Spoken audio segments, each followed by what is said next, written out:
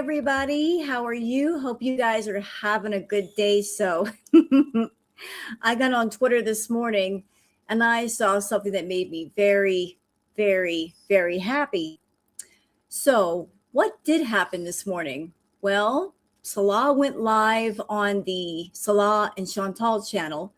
While he was live, Sheila came in there and she basically spammed the same message saying that she had paid Foodie $2,000 for an interview for a documentary. And yeah, Foodie didn't do the interview. So Sheila got scammed by Foodie. And it doesn't sound like Sheila's very happy about that.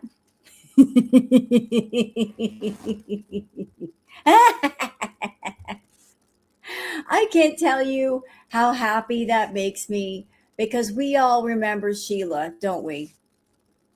Sheila came in here. Sheila went into a bunch of other chats, acting the fool, bothering a whole bunch of different reactors, taking up for Chantal, just acting like an idiot. And then what happens? Sheila got scammed. Because although Sheila has seen Chantal take money from other people, I don't know. I guess Sheila thought that she was exempt from that Foodie wouldn't possibly scam her. Well, when you're around a scammer, just because they haven't scammed you at that moment doesn't mean it will never happen. If you're around a rattlesnake, just because it don't bite you right away doesn't mean it won't bite you later. So Sheila got bit. I was just wondering where Sheila had gone, because she used to come over here for every live, and then she disappeared. And I'm like, well, what's going on with that? Has she disappeared from the community? I guess not. I guess she finally learned a lesson that Foodie is a liar. She is a scammer. And Sheila got taken for a whole bunch of money. Bitch. Yeah, she thought she was special. Isn't that cute? That's adorable. That was it's so adorable. Yes, that's Sheila, that one. Hello, Gucci. How are you? Did she send the $2,000 through friends and family on PayPal? I bet she did. I'm sure Foodie insisted on it. And if that happened, then she can't get the money back. That's one of the main reasons why Chantal asks people to send money through friends and family through PayPal, because there's no chance of a refund. So $2,000 gone. That's pretty much the cost of Foodie's rent. That's about $200 shy of Foodie's rent. Now, I don't know when this $2,000 was sent, if it was recent or in the past, but Sheila sounded awfully pissed off. Yeah, $2,000 for an interview is wild. But I'm like, oh, it couldn't happen to a nicer person. That's what you get, Sheila, for coming into reactor chats and bothering them for no random reason other than the fact that you wanted some attention. I remembered you suffered humiliation before. You wanted to be a mod for Foodie, and her mod straight up told you no. So you were all doing all that white knighting for Foodie and taking up for Foodie and reactor chats, and I guess you thought that was the fast track to becoming a mod. And then you went in there asking to be a mod, and then you were denied.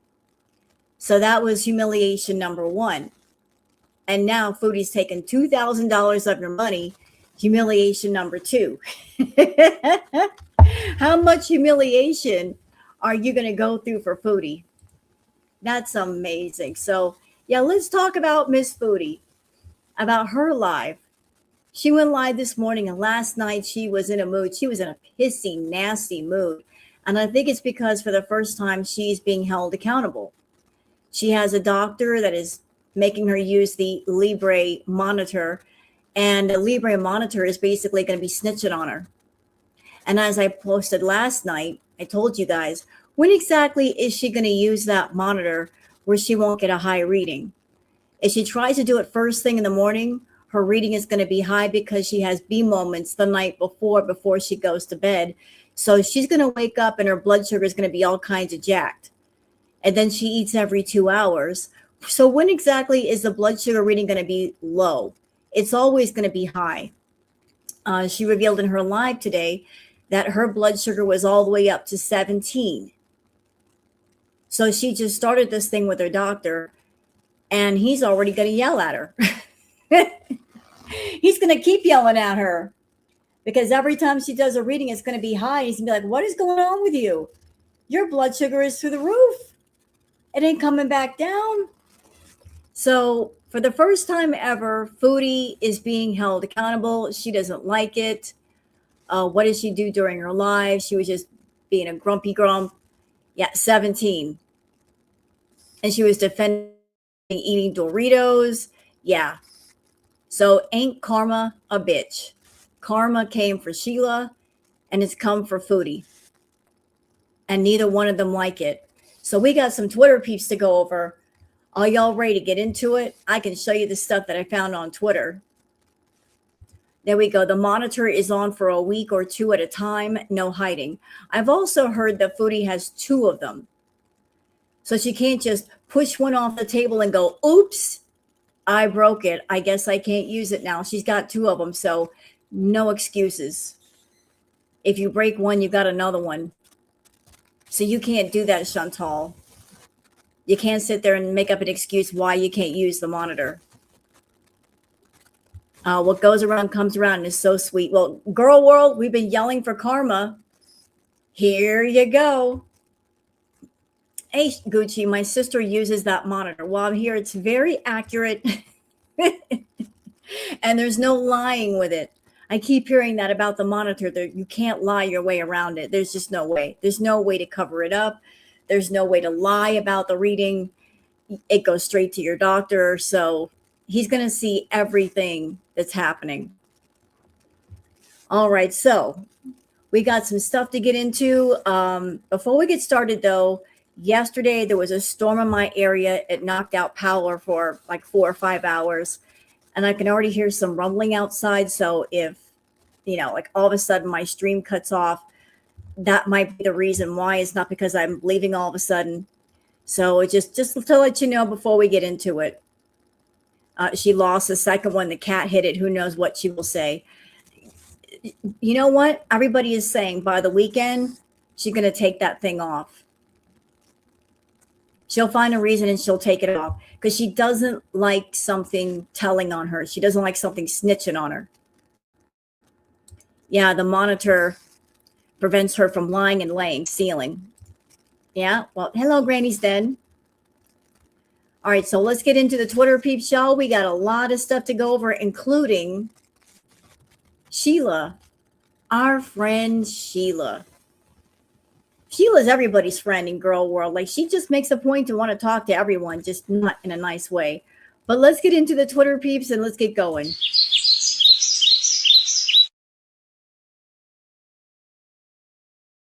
All right, so I'm not where I should be, and I just fixed it. Okay, so we're going to get into it. Let's see what Twitter has to say. All right. There we go. So those of you peeps that are on Twitter, you know the handle, Wild Girl Sarah. Those of you not on Twitter, that's why I do the peeps. You guys can see everything the girl world is saying on Twitter. And maybe there are some informational, educational bits in there. Okay. Chantal's Fupa Boyle says, can we have a moment of silence for Sheila? And there's nothing you can do about it, Sheila. Surely you were warned. That's what you get for siding with Satan. Yep. Oh, they didn't show all of it. That's okay. I got it. Here's my comment saying, oh, what's the matter, Sheila? Foodie Beauty rip you off? Karma is a bitch. Even to you, Sheila, for being a jerk to the creators whose chat you came into and act like an asshole. So this is the comment, and it was spammed multiple times. Sheila says, Foodie spent a total of $2,000 of my money on groceries. She promised an interview for my documentary. In return, she stopped responding to my emails. Salah, be safe. She's using you. So Sheila's mad. Sounds like Sheila's real mad.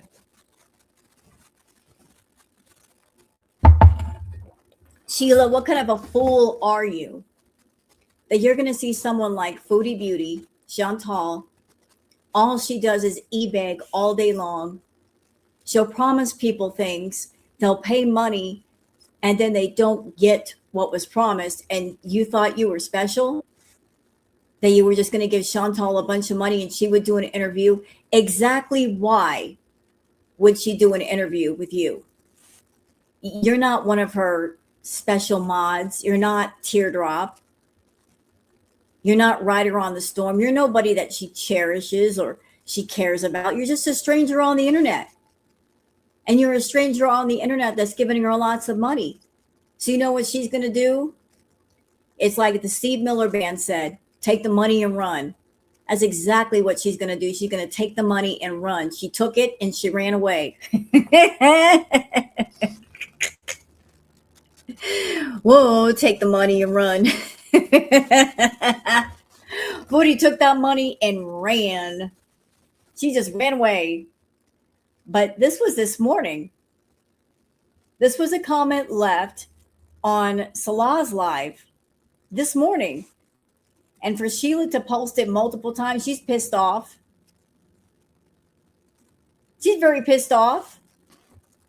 And I'm not quite sure why Sheila was telling Salah what Foodie did. I mean, what's he going to do? Is he going to phone up Chantal later and say, hey, by the way, what happened to that $2,000? Did you eat it all? Did you spend it all? Where's my cut? Yeah, $2,000 to Chantal. Yeah, poor Sheila. I know. Poor Sheila. That money just went bye-bye. Yeah, we did warn her. We warned her. And how many reactor chats did she go into? How many reactors were speaking about Chantal and Sheila did not want to listen?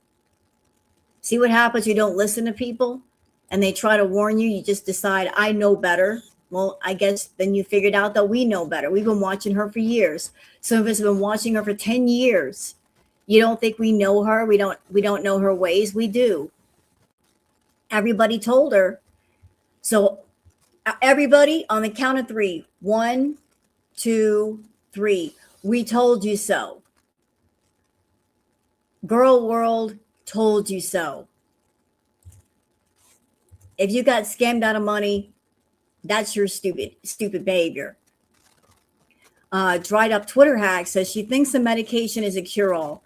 Meanwhile, she's slowly unaliving herself by eating whatever she wants. Insulin and Ozempic are not going to save you. Doc Remy LeBeau says her blood sugars are still oscillating wildly. Good. Okay, let's watch. So she just took her blood sugar. It's already like 9.7.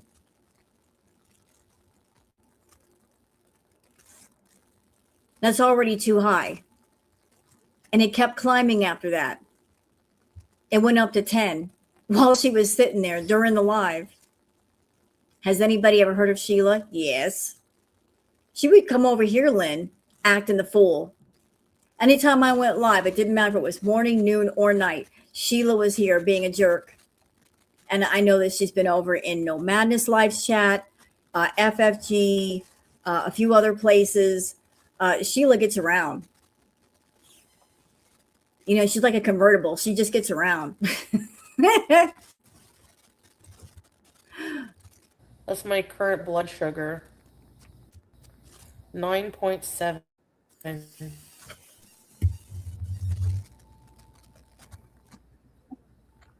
So my insulin is effective then, because last night, late at night, it went up to 17. So what you're saying to us, Foodie, if you were not taking your insulin right now, your blood sugar looked all the way up. You might even have to go to the hospital. Without that insulin to lower your blood sugar back down, it would be over like 10, 12, 15. Last night it was 17 and it's all the way to 9. So the insulin is doing its job.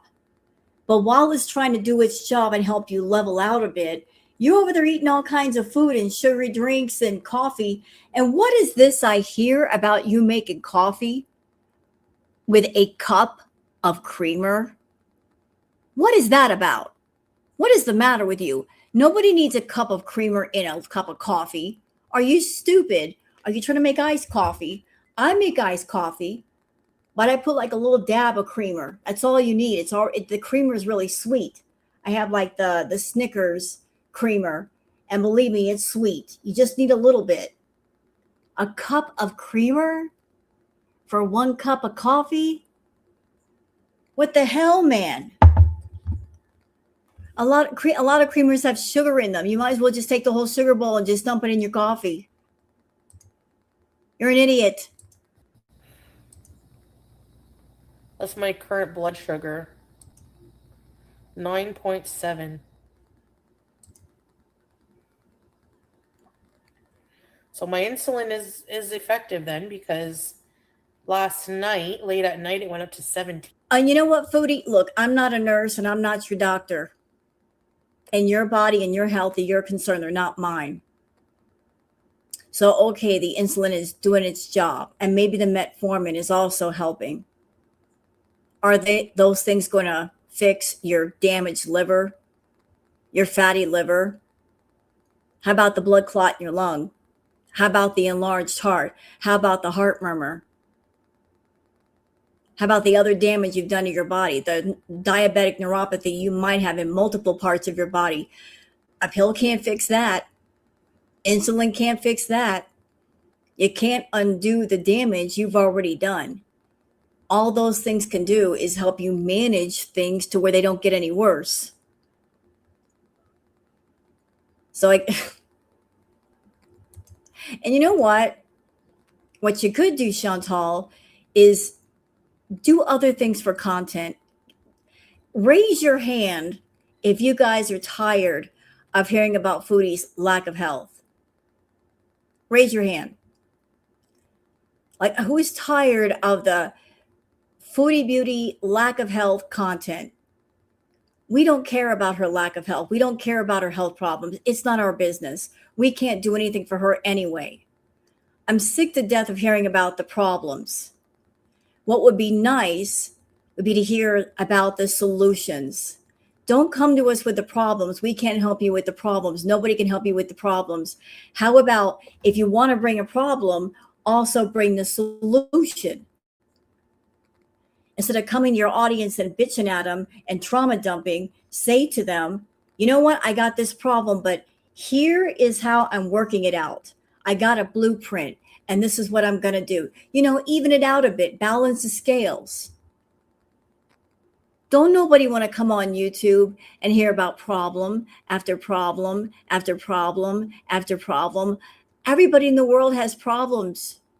Everybody has stressors and issues, don't we? Don't we all have things that we worry about, that we wonder about? Why are we going to come on YouTube and just listen to this bitch over here complain about her life when a lot of the things that she complains about are her fucking fault? Her health issues are her fault. If they weren't her fault, I might have a bit more sympathy. But since she caused a lot of this, my sympathy bone just up and ran away. I don't want to hear about the problems no more. Her health issues in my opinion, should be private things.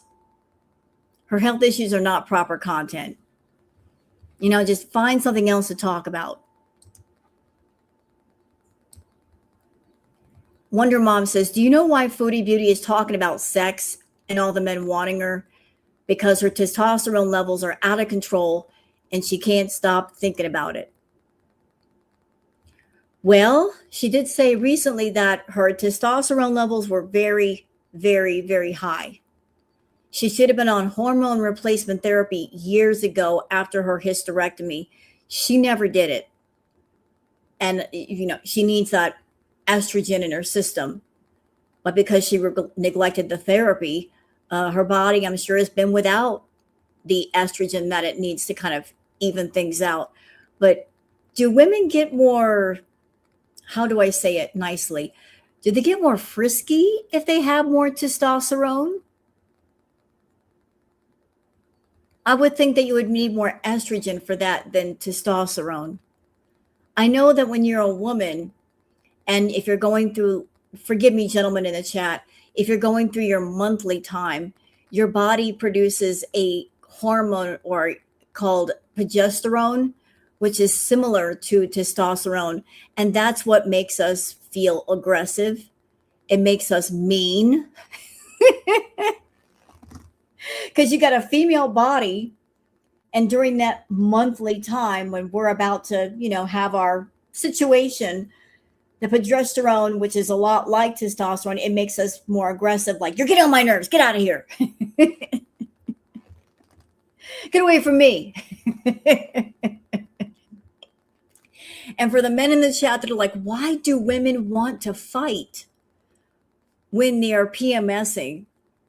I can tell you, because when you get into like a verbal argument, it actually makes you feel better. It releases hormones in your body that calms you down.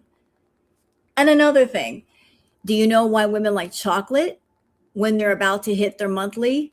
Because there's an ingredient in chocolate which is mimics estrogen. That's why we're all about that chocolate life during that time period. Just for the men in the audience that want to know. That's like, why are they craving chocolate? That's why.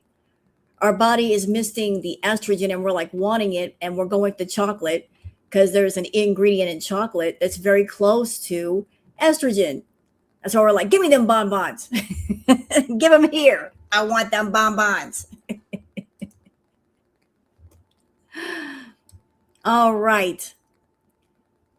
Let's see. Raised Dactyline says diabetes has existed for thousands of years. People just died from it because there was no treatment for it. Fuck me, she's stupid. Wonder Mom says 5th and 6th centuries BC famously called the condition mad humea or honey urine. They already knew about diabetes, and what did doctors tell patients to do? Reduce carb eating and move more. Foodie Beauty is such a stupid F. It makes me angry. So let's watch. Bread was eaten for thousands of years before diabetes ever existed. Bread was eaten for thousands of years before diabetes ever existed.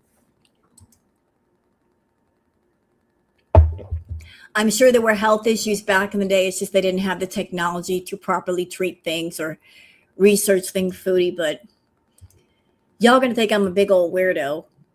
When I go on YouTube, like I've looked up, I've fallen down into different rabbit holes, like talking about King Louis V, and the diets they have going on for Versailles.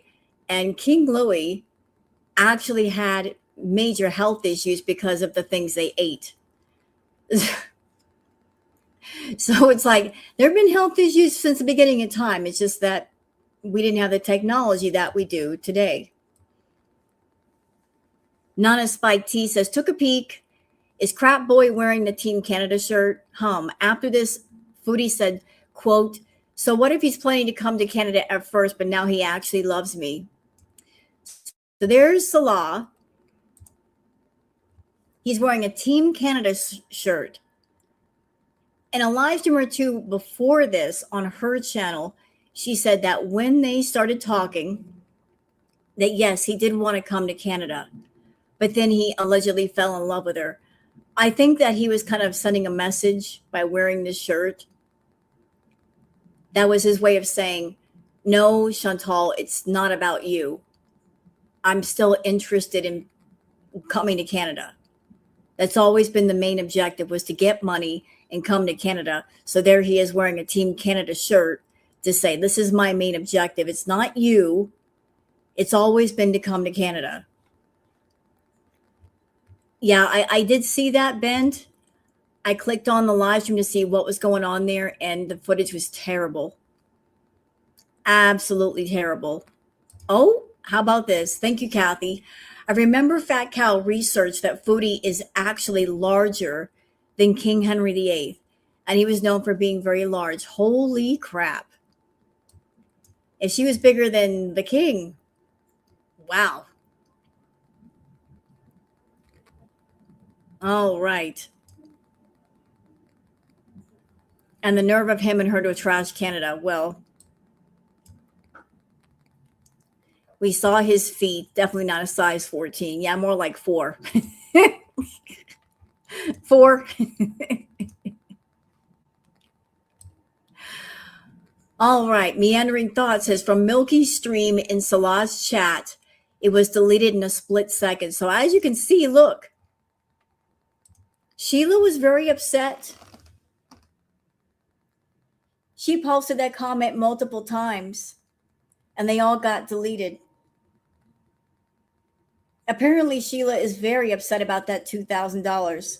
I'd be pissed off too. If I paid somebody $2,000 for an interview and then they took the money and ran, I'd be pissed off too. But you know, scamming people is not nice. Am I weird for not feeling sympathy for Sheila? Am I weird for that not feeling anything for Sheila? Under normal circumstances, I would feel sorry for this person, but considering their behavior and disrupting so many chats and bothering so many reactors, I don't have sympathy. I really, really don't. Sheila sucks. You're right. And what does it say? It's the same message that I read to you. Sheila says, Foodie spent a total of $2,000 of my money on groceries. She promised an interview for my documentary. In return, she stopped responding to my emails. Well, of course she did. That's what Foodie does. She'll take the money and then she'll block you as soon as she gets the money in hand and she spent it. What's that? And now Ron left Foodie and defected to this side. Where exactly did Ron defect over to? Wonder what happened there. He was a big time feeder of hers. Where exactly did Ron defect to that he's on the girl world side? I haven't heard that. I heard that he was part of the LCU for a minute, but I don't think he's on the girl world side. I don't think anybody in girl world would accept him. Yeah, Ron is still very much in her chat. I heard recently he was sending her super chats. So he has not left Chantal. I saw him in Yaba's chat. Ron likes to float around. He likes to get into people's chat and, lurk and see what's going on. But make no mistake, he is still supporting Chantal. Yeah, that's my question, Land Designer. Why warn him about Foodie scamming? Part of the money probably went to him. He don't care. You're right. Like, what is he going to do? He's in Syria. What's he going to do about the Sheila situation? Nothing. Oh, he was trashing Foodie, saying he paid her rent 1 month this past winter. Yeah, well, that happened. Then he said he hasn't paid her rent in a while, and now he's back to giving her super chats. Like he's a troll. He likes to play both sides of the fence. That's what he's known for. Kalea says, oh, damn. Why would he give her anything up front? Half when you start the interview, the other half after it's done. And if you leave before it's done, half is all you get. Yeah, that would be smart. Lori says, Foodie Beauty Girl World looks like Stan Sheila has been burned. Yep. Wah, wah. I'm sorry. This is making me smile today. I've been wondering what happened to Sheila. I was like, Sheila's been awfully quiet lately. I wonder what happened to Sheila. She came into Girl World. She was extremely noisy, extremely disruptive, and then she disappeared. And I guess this was the answer. Sheila got scammed by Foodie. And I bet she's feeling all kinds of stupid because Girl World, we told her so. Yeah, she got scammed by the scammer. Couldn't happen to a nicer person. Yet Sheila piped down after losing thousands of dollars. And I'm glad all this stuff was posted on Twitter because if Sheila comes up in here acting the fool, I'm going to throw tomatoes at her. Yeah, it sure is, Liv. It sure is. Ain't karma a bitch? You over there feeling all kinds of big and badass until it happens to you. Hee hee. That'll teach you to take up for someone like Chantal. Fondue Spiteful Beach says, Foodie Beauty, if anyone is in communication with garlic, the person on Kick who has been threatening garlic with violence doxed himself on Chantal's YouTube this morning. Please send to garlic. Oops. Oops. I guess he forgot to log out of one account and thinking he was using another account. So I guess this is this person from Kick. He doxed himself. And you know what, guys? I saw another picture on Twitter. I guess he's got 2 young daughters, not like underage. I saw two very attractive young women. They maybe be his daughters. It kind of looked like a family photo that's floating around on Twitter as well. I didn't want to show that.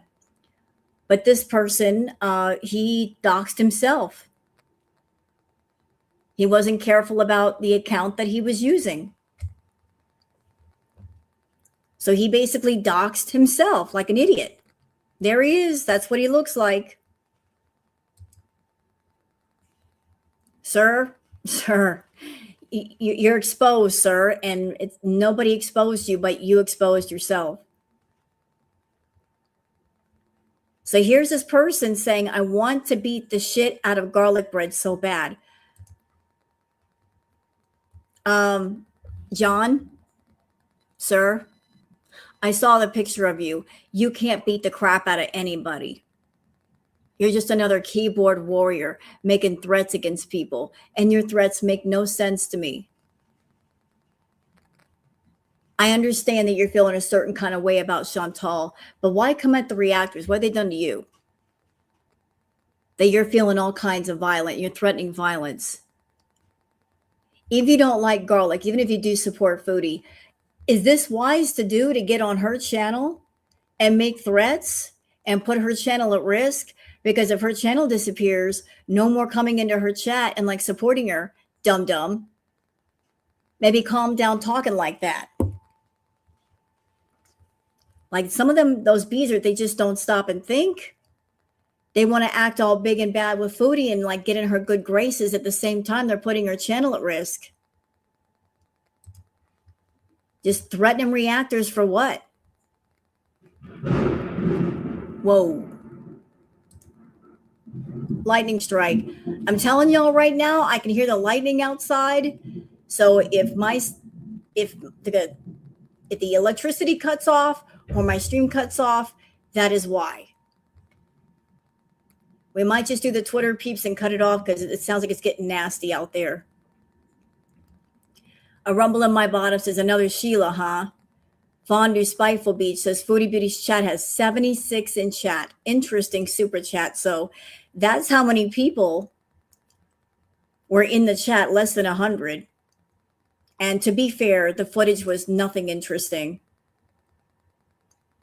It kept lagging because of the area. How's Booger during the storms? Hope you both stay safe. Booger's underneath the covers right now. She doesn't like loud noises. She snuggles up underneath the quilts and she's good. Yeah, that was loud. I was like, hello, it's me. I don't like it when it starts lightning like that. So there's Sheila. You know what, Sheila? You want to get back at Foodie? See, it was spammed multiple times. Look at that, 4 in a row.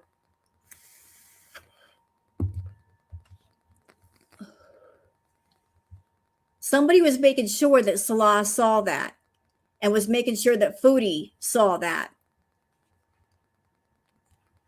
You know what, Sheila? You want to get back at Foodie? Make a video, put it on YouTube, put some stuff on Twitter. Okay? Doc Remy the Bow says she's going to start drinking coffee creamer. No concern for the coffee, just the creamer. That sounds smart and healthy. Let's watch. Hey, Melly Shark, you know what? I can drink the creamer. It's so delicious. I don't care about the coffee. Hey, Melly Shark, you know what? I can drink the creamer. It's so delicious. I don't care about the coffee. Yeah, I'm sure the feeders love hearing things like that. Oh, forget the coffee. The coffee doesn't make you fat.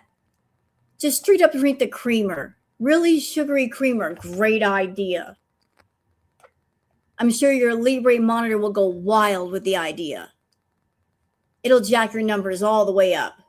Why stop at 9 or 10? Let's go all the way to 20. So we're not even gonna do like iced coffee. Like I got iced coffee right here. And it's not even all the way full. I got like the coffee. I had like a little dab of like the Snickers creamer, and I'm good. I didn't even add sugar to it. I just let the creamer sweeten it up, and it's already like really sweet.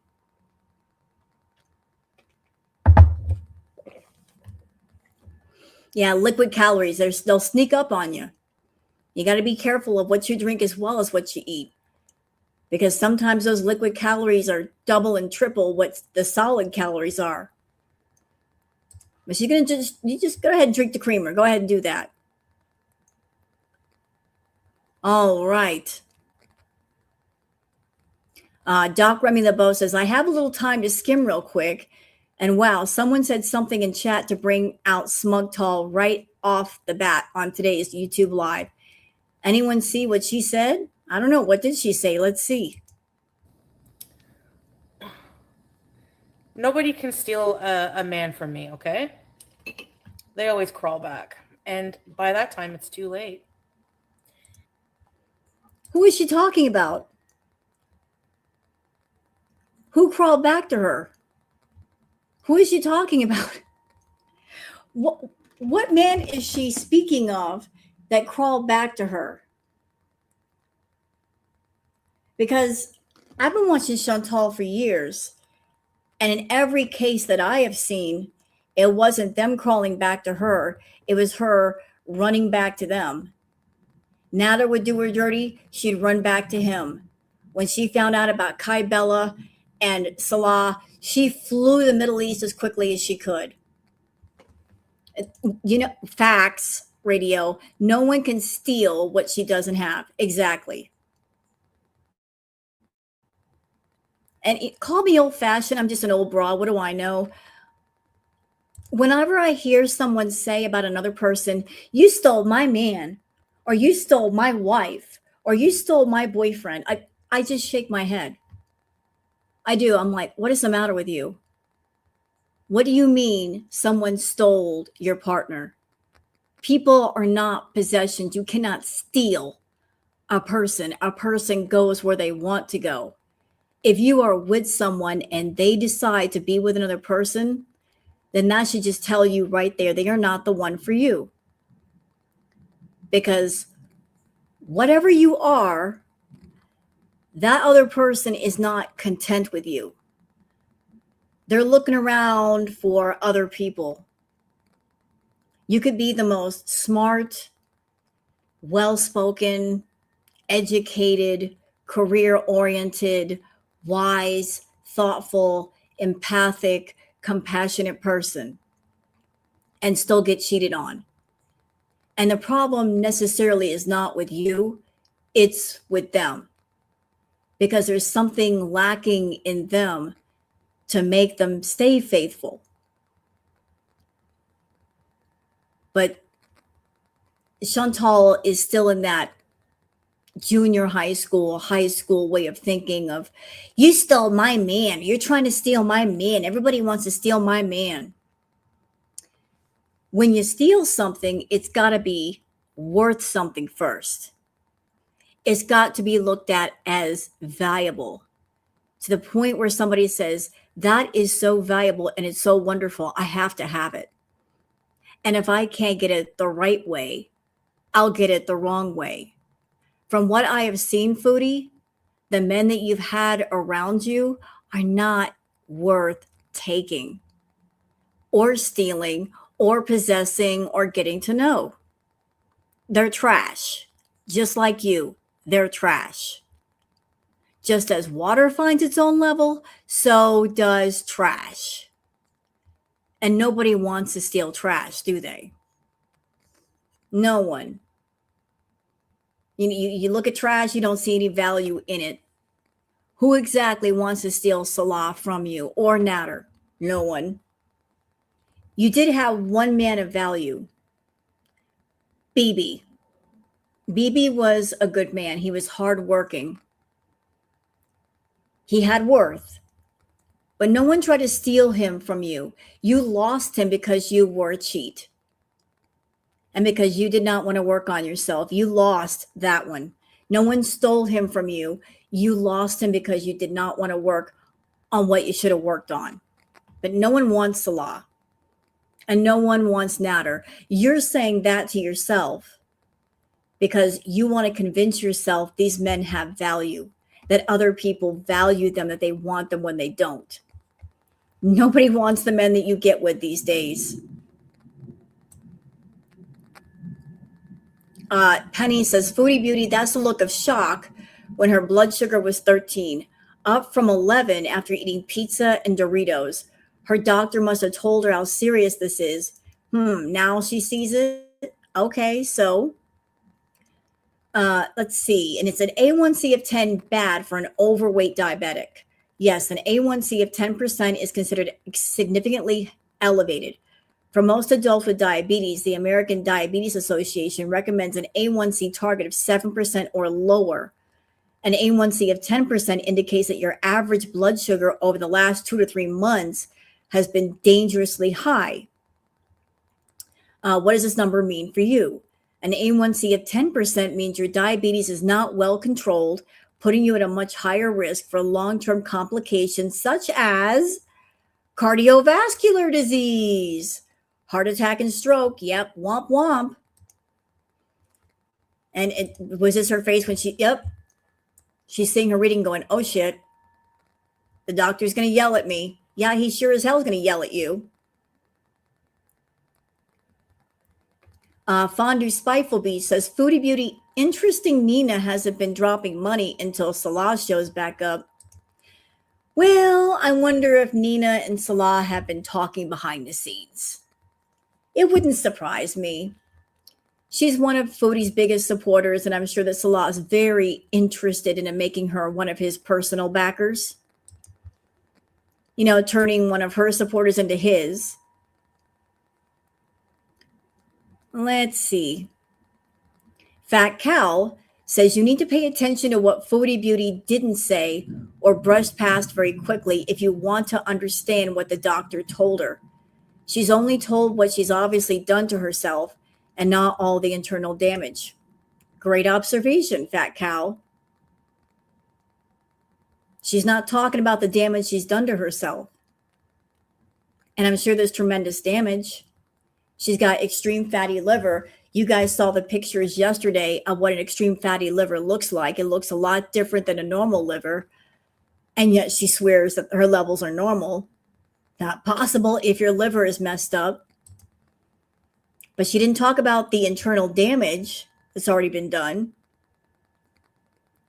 Florida Salt and Sass says she will stop using the glucose monitor because she will not accept she has to make major lifestyle changes and refuses to acknowledge anything that she cannot word salad or pseudo-therapy speak her way out of to avoid those changes. It will be everyone's fault but hers. Yet, you know what? As far as her coming on the internet and the things she says to her Beezers and to Girl World, she can basically talk circles around herself. But when she gets in front of a doctor, she can't do that. A doctor can run tests on her and know exactly what's going on, and she can't lie her way out of it. She can't bullshit her way out of it because those tests are going to tell on her. So the games that she likes to play online, she can't play those same games offline, and she knows that too. So I think she's going to take that monitor off or stop using it.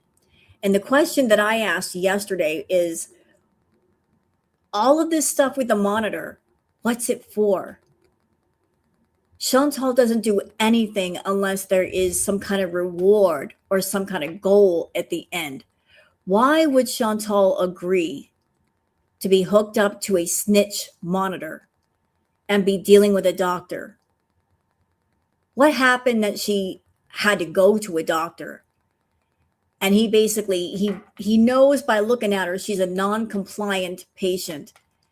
And he's basically given her a monitor that is the equivalent of an ankle bracelet. He knew what he was dealing with. He's like, yeah, I see what's walking in the door. I got a feeling this one's going to be non-compliant. She's a problem. I know what I'm going to do. I'm going to make her use this monitor, and this monitor will tell me everything I need to know because I won't be able to trust her word. So what is it that she wants so badly that she's willing to go to a doctor, that she's willing to use this monitor, even though she's in a pissy mood? She's going to do it at least for a while. What does she want? What goal is she after? What reward that she's willing to do this? She must be after something. There must be a serious reason for it. And I don't think it's because she cares for health. She wants something. And I got a feeling that her going to the doctor is connected to that thing that she wants. I don't know if she's trying to get on disability. I don't know if it has to do with traveling somewhere or is connected to Salah, but there's something motivating her against her will to go to the doctor and get these tests done. So what is the reward? What is it? I don't know what it is. I guess it all will be revealed later. Tat Von B says, there is no way Foodie is going to change. She's at a crossroads now because her entire YouTube kick career has revolved around food. She gets paid to eat. That's her content. Without it, what does she have? She needs to hold on to salad and give him money. I just can't see her starting a different chapter. And the problem is she needs money. And eating is what brings it in. On top of that, food has always been how she copes with her emotions. Instead of dealing with herself, she's pouring all of her focus into a man who isn't giving her what she wants. And if she truly wanted a chance at changing, she'd need to disappear from YouTube and Kick and commit to an intensive program where the only focus is her physical and mental health. No men, no YouTube, no outside noise, just therapy, medical care, and learning how to rewire years of addiction and unhealthy coping mechanisms. But I don't think that's going to happen, whether it's because she's medically too far gone or simply too comfortable living this way. I don't think she can picture a different life anymore. I personally don't see a good future for her. She's trapped in a cycle where she needs money. Money comes from eating, and eating is also how she numbs everything she's feeling and pays Salah. Meanwhile, she's investing herself emotionally in someone who doesn't love her the way she wants to be loved too.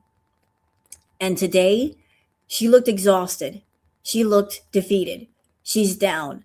And sadly, I don't think she's going to be able to undo the mess she's created. And just like so many of us predicted, she was never going to give us the real results. She'll never let the haters be right, even if that means continuing to hide the truth from everyone, including herself. So Foodie, keep chasing a man who doesn't love you. Keep eating away your feelings because of him, and then sit still for a minute so you can finally say a goodbye to yourself. Wow. That was a lot, but well said. That was a lot right there in that post, but well said. Sit there with yourself and say goodbye to yourself. That last part. You can finally say a goodbye to yourself. In my opinion, I think she said goodbye to herself years ago. She sold every part of herself down the river. She put a price tag on it and she sold it inside and outside. Put a price on her skin and she put a price on her soul, and every piece is gone now. There's nothing left to sell. Florida Salt and Sass says her kidneys were crap in Kuwait. She made 0 lifestyle changes, has continued to eat the same, and has not taken her meds regularly. Rule number 1, a massive effect with this bullshit. No way her kidneys suddenly healed themselves. It's impossible. You guys saw the pictures of kidneys yesterday that I showed you, how they looked after non-alcoholic fatty liver, an extreme fatty liver. They look a lot different than a healthy liver. Once the kidneys are damaged like that, they can't repair themselves. They're too far gone. They are very, very compromised. She said like back in Crackhead Olympics, her kidneys were like 29 centimeters. She got extreme fatty liver, so they are not functioning well. Yeah, thank you, Boo. She was diagnosed with an enlarged heart in 2020. That doesn't just shrink. Nope. It's not like a balloon where it blows up and then it shrinks back down. Impossible. Nope. Thank you. Thank you, Megan. With her weight and lifestyle, no way her organs healed themselves. Nope. Once the damage is done, it's done. It's all done. Kelly says, people are saying Foodie Beauty is upset because of her doctor's appointment, but then she goes home and eats pizza and chips. In my opinion, Salah was on her about her weight, health, and how much money she's spending on meds. She got mad, and my guess is they broke up again. Well, they're not. Obviously, they're not broken up. If he went live today and she was in the live, she was modding for him. So apparently they're still okay enough for that. So they're never going to be broke up.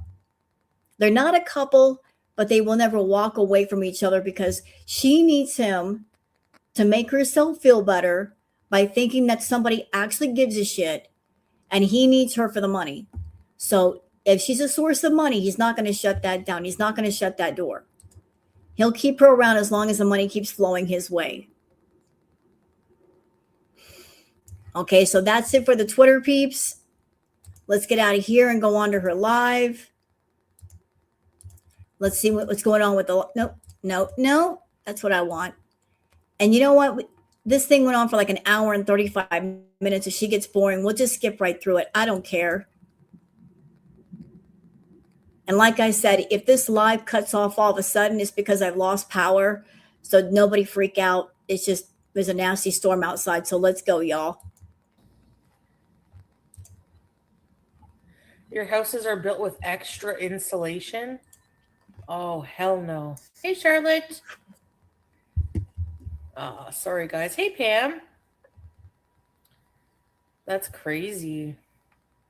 See, I'd rather be cold than hot because you can always warm up with like a blanket, a fire, but it's so much,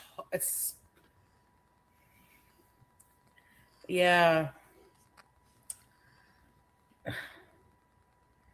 Australia's winter, eh? It's like the opposite. The thunder's purple. Scotland. Thank you, Jenny. I know she's cute. Yeah, be sitting in a cold bath, right? That's a good idea. Sit in a cold bath, guys. My new house has underfloor heating with a mind of its own. Oh my God. It must feel like you guys are in the 7th layer of hell. Right, Princess? No, being a reactor in girl world, reacting to you is the 7th layer of hell. Actually, it's the 7th, 8th, 9th, and 10th layer of hell. We just keep drifting down and down and down and down and down and down and down. Like, how many layers of hell is this? The CGM. I love it. I've been doing my blood readings all wrong. All along. You have to wash your hands with soap. No shit. Because any little residue of food can... So right now it says 9.7, but it's a bit behind. The thing with the CGM is it's always behind, right? Because it takes from the fluid in your arm. I just took my Ozempic last night and I don't feel anything yet. 36? That's so hot. Yuck. That's hotter than Syria. We want to go bowling? I don't even know why she's doing the Ozempic again. This is what, attempt number 3? She tried it once before during Crack at Olympics. She didn't like the fact that she couldn't eat on it and she stopped taking it. Then recently she did the Ozempic. Same thing happened. Now we're back on it. I wonder if the doctor prescribed the Ozempic to her because maybe that's kind of a way to test Foodie. Like, okay, you're on insulin, you're on the max doses of metformin. We're trying to help you out by also giving you the Ozempic. You need to get your food issue under control. We're giving you tools to help you. And if you can't use these tools to accomplish things, if you're trying to go for a WLS, that's not going to work. Like, WLS is no joke. It's very intense. And it takes a lot to be approved for WLS. She would not be safe to put on the table anyway. She might DIE on the table with all of her issues. I don't know if it would be safe to even put her under and do the anesthetic with her health issues. But even if she got on and off the table safely, she can't eat the way she wants to eat. Her stomach is going to be the size of a teacup. And if she tries to stuff herself full of food, she's going to vomit over and over and over again. And by the way, Foodie, one thing I have heard about WLS, say goodbye to soda. No more carbonated drinks. You got to give those up. Are you ready? Are you ready to not drink carbonated drinks anymore? On top of decreasing your food? Yeah, you might want to think about WLS a little bit more. Top chat, it's insane.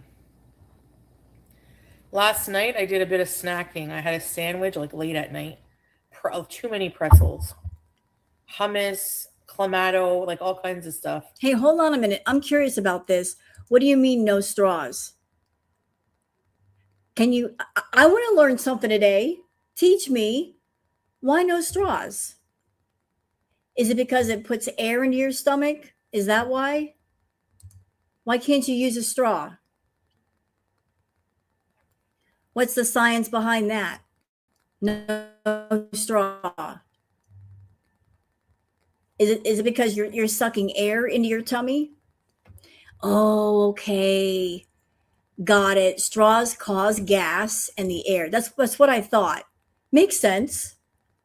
I was today years old when I learned something from my chat, and that's why I love Girl World. Thank you.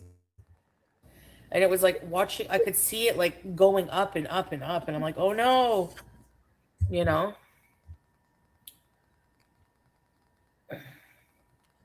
So what you snack on just like depends. Affects your blood sugar, of course. So yeah.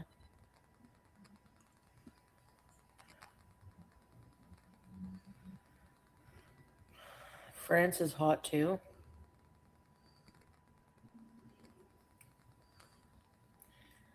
I don't like going where there's no AC. And I went to Syria. I didn't think that it would be, I don't know what I pictured. I want to see what this creamer does to my blood sugar. It'll probably jack it all the way up, idiot. Unless you got a creamer that's like no sugar or very low sugar and you're very careful with the amount. If it's like a high sugary creamer like what I got in my fridge, because fat. I got the Snickers creamer, fat. If you get a creamer that has no sugar in it, you'll be okay. But if it's really, really sweet, if it tastes like pancake syrup, you're in trouble. Those numbers are going to get jacked up.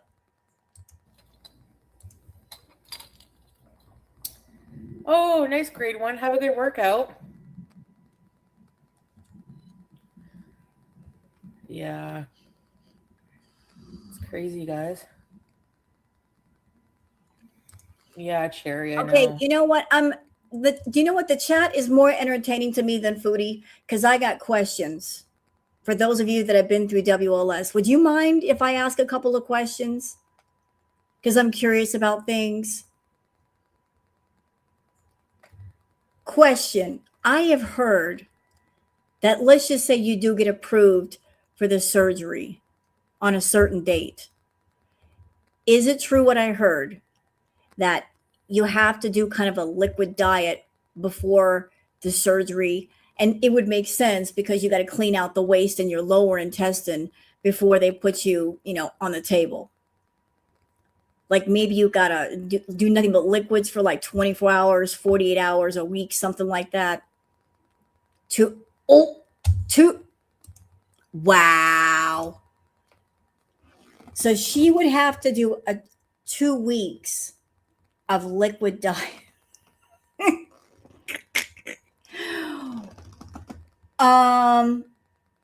She would make it. She would make it 20 minutes. You can't have any solids at all? You can't like do soup or something? You can't do like just say like some light soup? No? Damn. That's crazy. It has to be strained. No, just broth. No solids. Before the surgery. No chunks. You know what? How did y'all do that? 2 weeks. Nothing but liquids and broth. Hello. That had to be hard.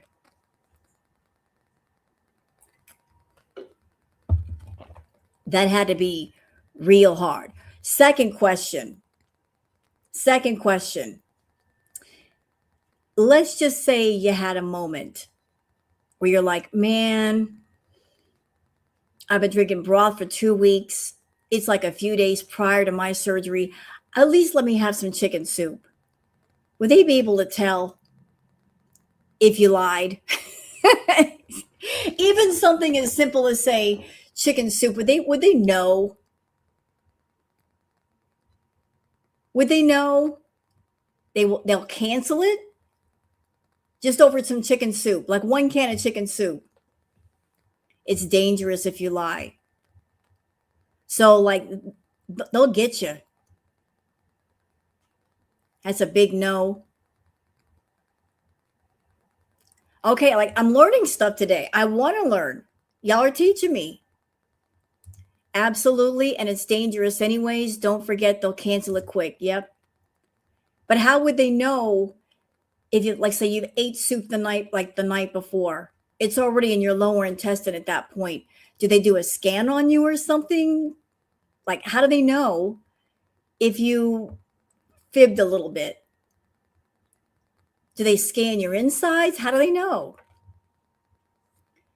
Oh, because you have to have lab work prior to your surgery. Medical rules are no joke. Like, listen, if I went for surgery and my doctor is telling me to do this, I'm going to follow it to the letter. I was just wondering for someone like Foodie who lies, how would the doctors know if she lied? They'll cancel. The A1C would show it. Okay. I'm learning so much today. I'm loving this. It's agonizing to overeat after WLS. Oh, I'm sure. Why would you do all that prep and risk your life by bending the rules? I'm not saying I would do it, Jay. I'm just thinking about Foodie and how she has no willpower and she would try to lie her way through it. I'm just wondering, like, if they catch you, how do they catch you? Straws add air to the stomach, yeah. You have to prove that you can do it before they'll even schedule the procedure. They won't do it right away for her. If she did get a consultation, she would have to do a bunch of things before. Yep, I've heard that. Fats give you the runs. Ooh. They would know for sure if they had to pump your stomach. I'm learning so much today. You guys are so informative. Kathy says she'll have to go to many different classes every week. If she missed one, she's dropped. Ooh, the doctors don't play. Oh, thank you. Only me, Kimberly. The whole process took me over a year. So at that point, I want to do everything correctly. Yeah, because you're like, this will change my life. This is going to make things easier for me. It's going to be a hard process, but I'll get to the hard part, and then I can start to change my life. Thank you, Jay. Chantal said she wants WLS, and the doctor probably said maybe later to not piss her off. Well, I'm sure he's taking everything in very small steps, so she won't get discouraged and she will kind of stick with it. You know, I'm sure he knows what he's dealing with, her being a non-compliant patient. Oh, thank you, Boo. A sandwich, a bag of pretzels, Doritos, hummus, etc. is not a small snack at bedtime. Well, maybe for Foodie it is compared to what she normally eats. She thinks it's small. We know better.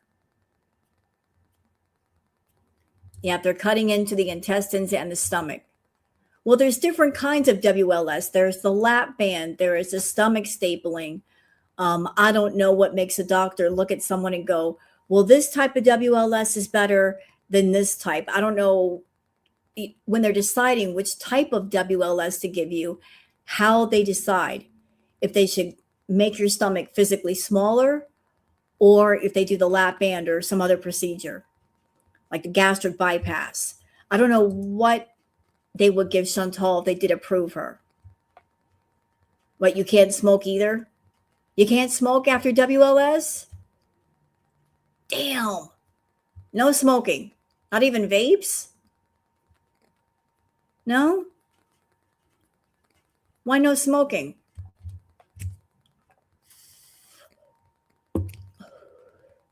Is it because it puts air in your stomach? That would make sense. No air in the stomach because when you smoke, you're inhaling. Look, I got a vape. Is it because of the air in the stomach situation? Trauma says, don't do the lap band. I did it and regretted it every day until I had to have it removed. I ended up with esophageal erosion. I'm so sorry. Was told take out or get part of it. Oh my God. I am so sorry. Wow. That's crazy. I am so sorry that happened to you. You were just wanting to get the surgery and then that happened to you later? Dang it. Let's keep going with the beast.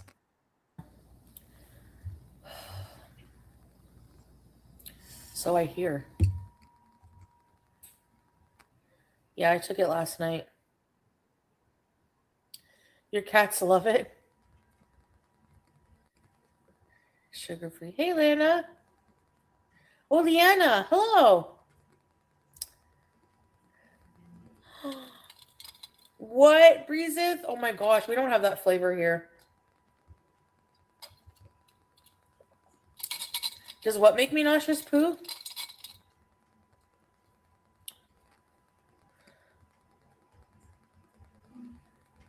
Oh. You're picking up your man from the airport. Wow. Have a good time. Top chat, yeah. The Ozempic, yeah, it does, but yeah. That's what my doctor suggested.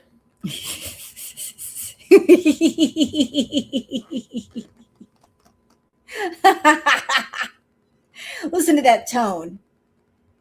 Listen to her. That's what my doctor suggested. Can you sound any more resentful of the doctor?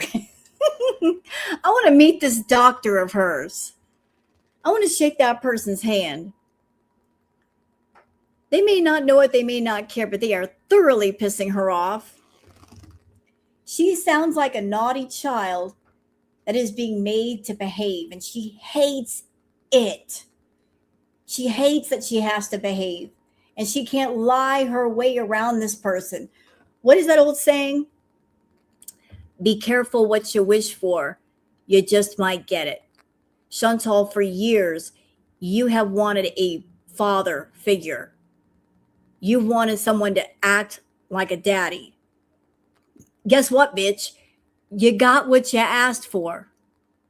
It just did not come in the form that you thought it would. You're getting a father daddy figure, kind of, in the form of somebody wearing a white lab coat. And he's telling your ass what to do, and he's not going to put up with any nonsense. Because as I understand it, the doctors that are in Canada, they're busy. They're overworked. They ain't got time for nonsense. If you're a non-compliant patient, they ain't got time for you. There's too many people that are sick, wanting medical care, wanting to be seen, that will listen to what they have to say.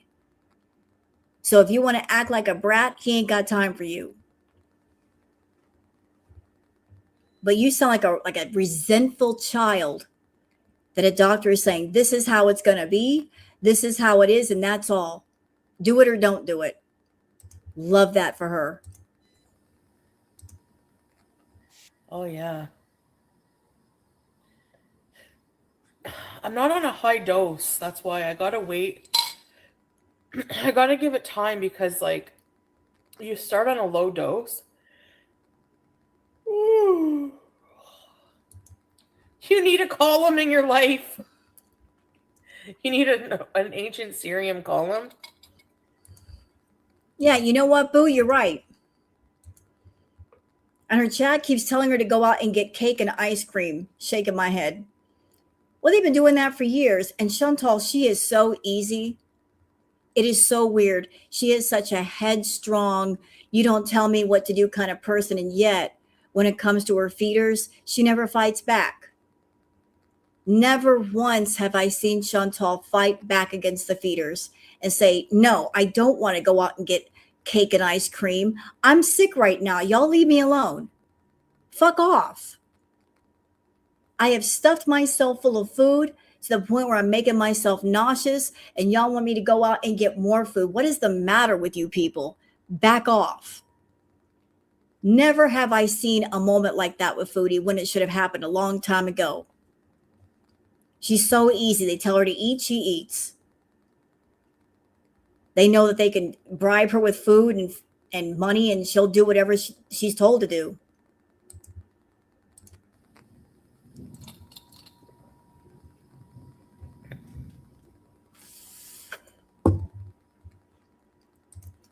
True. Oh, I want to help you. Hold on, Jay. I love cashew milk, and it's difficult to find here in Sweden, so it's a treat. I can help you, Jay. Hold on. There are many videos on YouTube that can show you how to DIY your own cashew milk or nut milk. Just go do a search on YouTube, and you'll see many different videos on how to make your own nut milk. Many different kinds, including cashew. So if you're having trouble finding it in the store, you can make your own at home. And it's not that hard. Just give that a go. See if that works for you. I think you might like it. 420. There is a happy medium. It's just really hard. Dana. Who are you getting married to? Hey, Andre Marie. Hey, Positive J. Nice, Lindsay. Yeah, of course losing weight would get rid of a lot of problems. I'm drinking iced coffee.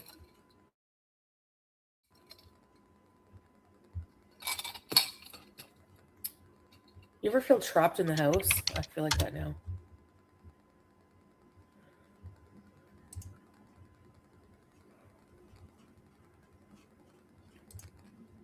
Okay, hold on a minute. I just want to show something to Jay.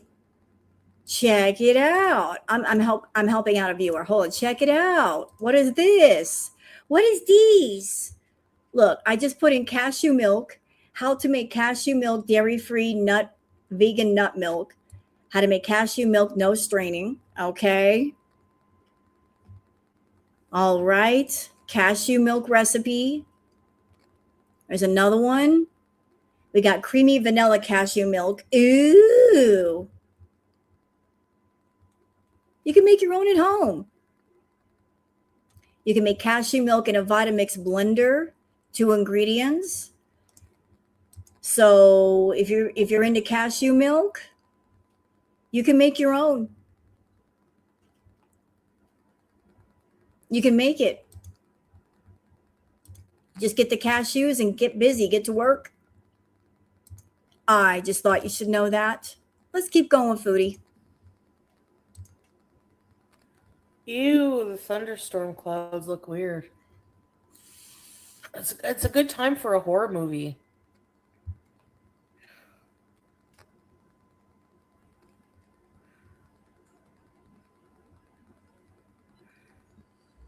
You won't stop using the CPAP? I can't imagine what it would be like to sleep without a CPAP. So it's probably very psychological at this point because you know. Yeah. Chantal, to be honest, I don't know why you're still using the CPAP. Yours has not been calibrated or serviced in years, so it's probably not providing proper pressure when you sleep. On top of that, the mask that you're wearing is obviously dirty and too tight, which is causing the skin infections and skin irritations when you put it on and when you take it off. So what good is that machine doing you? It's really not doing anything. It's just for show at this point. It can't do what it's supposed to do because you're too lazy to go get it serviced and looked at. You might as well just go get another one or get it serviced or something so it can work. Twitch bees, Jeepers Creepers. Yes. Jeepers Creepers, so peepers.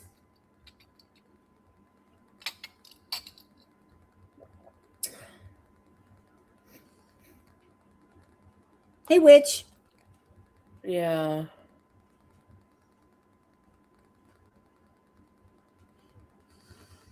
Yeah, the smoking is not good for you, eh?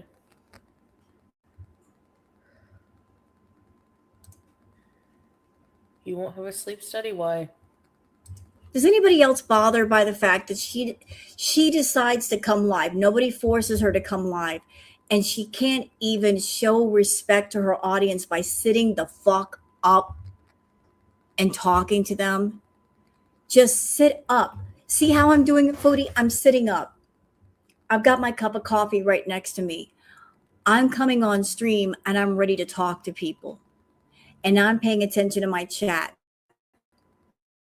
And I'm not under the influence. Why can't you do that? Why can't you come on camera ready to talk to people for at least a couple of hours? Why is that so hard? You're laying down like you're ready to fall asleep. Like you're just sinking like the Tower of Pisa, further and further into that couch.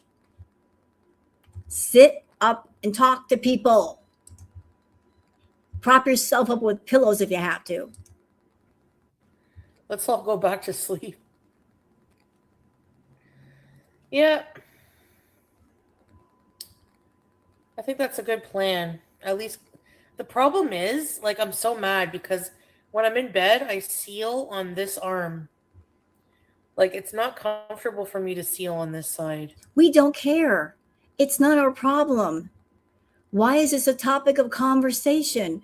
Why do people have to know? Why is this content? Move it along, please. Thank you. So I can't lay in bed and seal. And who cares? It's a thunderstorm, so I can't go out. But as soon as the weather is not rain,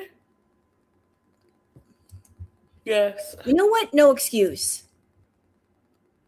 She's in a building where there is a gym right downstairs. So if she can't go out and get on wobbles and ride around town and trust that the environment will be the interesting content, go downstairs. There's a gym right there. Go work out a little bit. Go walk on the treadmill. Let people troll you. Let them have fun. I don't know if there's a pool in the building, but I know that there's a workout room. Get on the treadmill and walk a little bit. Damn.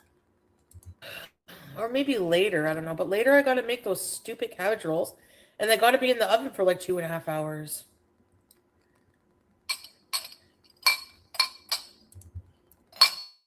Oh, so there is a pool? I didn't know if there was a pool. There's a pool there too.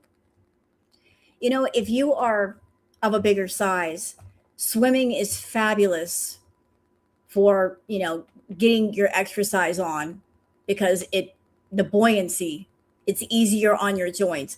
She should be swimming. It'd be, you know, with her weight, you know, it'd cool her off, make her feel better, and be easier on her joints.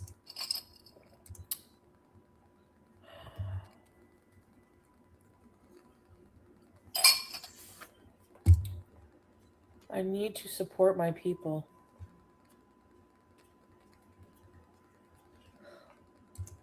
We all support each other.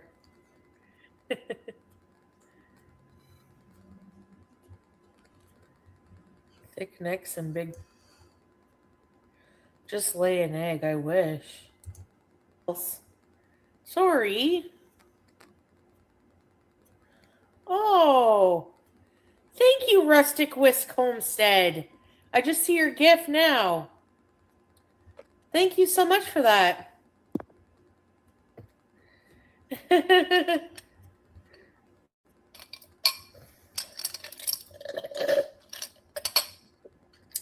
Health food section is flaxseed.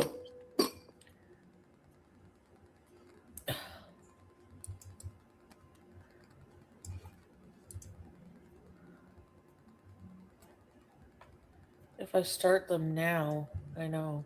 You know what? I hate when she does this. She doesn't come on camera ready to talk about certain things. She just turns on a camera and she looks to her chat and she replies to their questions and their comments, and that's the content. I'm going to wait for other people to talk and for other people to say things, and then I'll reply back, and that's supposed to be entertaining. It's not. You should come on camera with things that you want to talk about that can fill up at least an hour, hour and a half worth of time.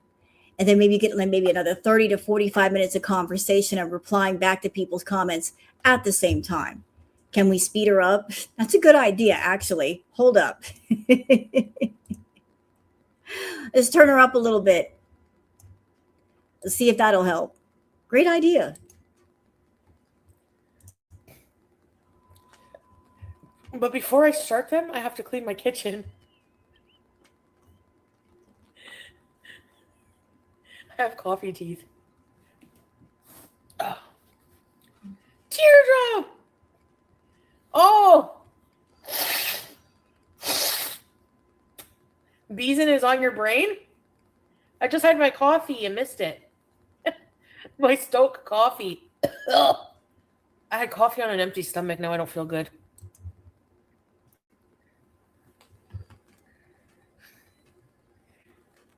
I crack you up? Yeah, I did it a bit better. I didn't put as much creamer, but the creamer's so delicious. Oh my. BC, really? I'm sorry. I'm fast forwarding because we don't need 10 minutes of conversation about creamer and coffee. We don't need that. Okay, Trinka. Hope you sleep better. Try to open up a window or something. Maybe that'll help with the heat.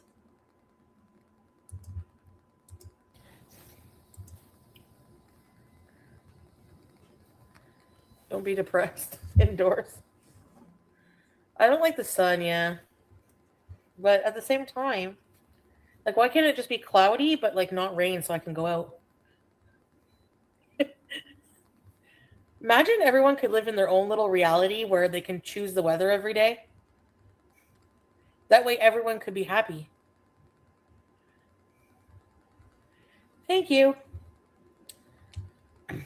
You have a sun allergy? Just make meatloaf with sauteed cabbage. No, it's too much work. It is, you know. I hate the sun with a passion. Do you? No pork.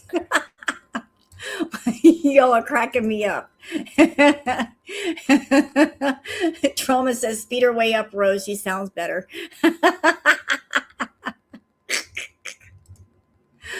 Yes, ma'am. I aim to please, unlike Foodie. Okay, let's okay. We're doing it. We're doing it. Y'all can pick up my kids for bring them back for school time, eh? Man, if I had kids, I'd rely on that school time. They're gone for 8 hours a day. See ya.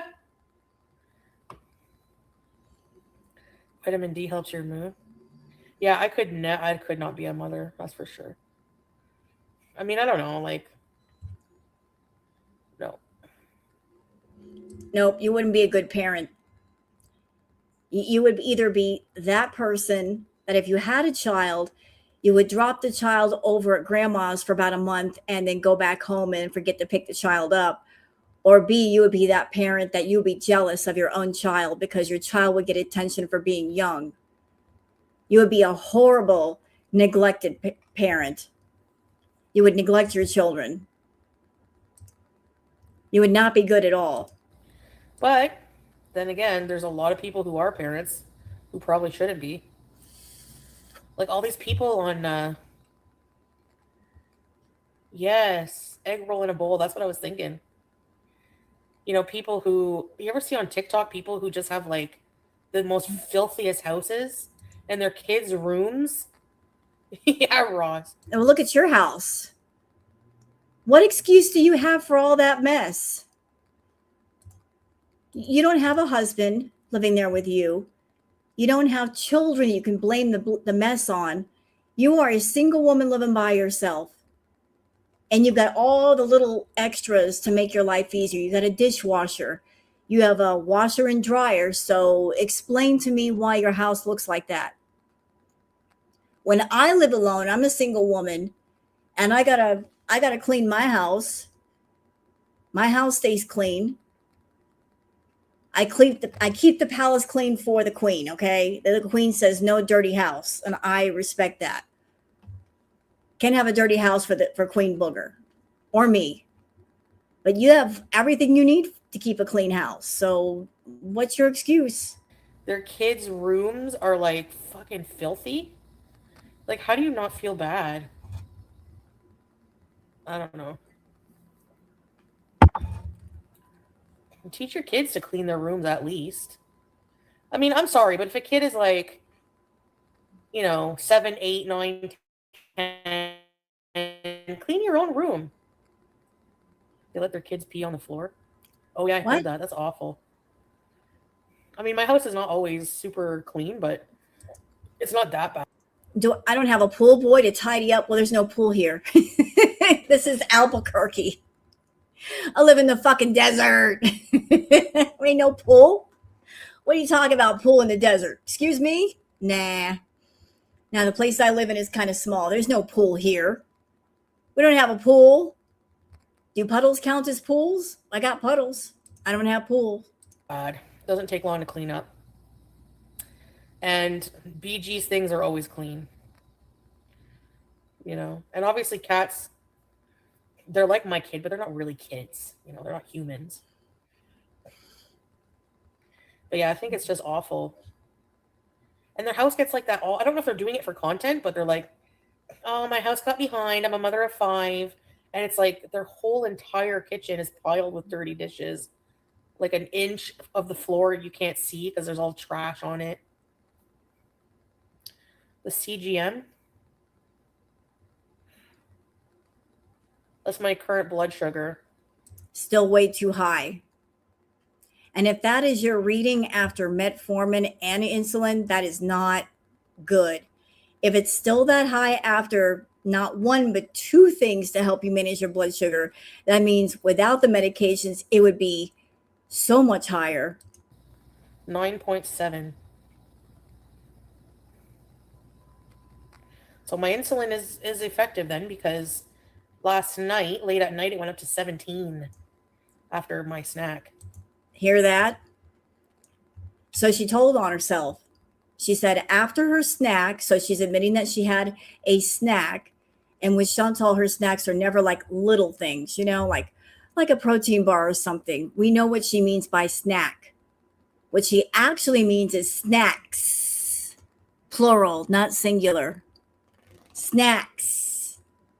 Because Foodie just can't eat one thing. She's got to eat like 4 or 5 different things. So snacks. She had some snacks. And after her snacks, it was 17. That's a whole lot of snacking, y'all. What do you have to eat to chase your blood sugar up that high? Snacks. Lots of snacks. Right, Teardrop? 6 kids never had a house like that. Oh, it's pouring rain. Yeah, I mean, there's no... I love that you just said that, sock puppet. Imagine being so non-compliant that your doctor makes you wear a lie detector.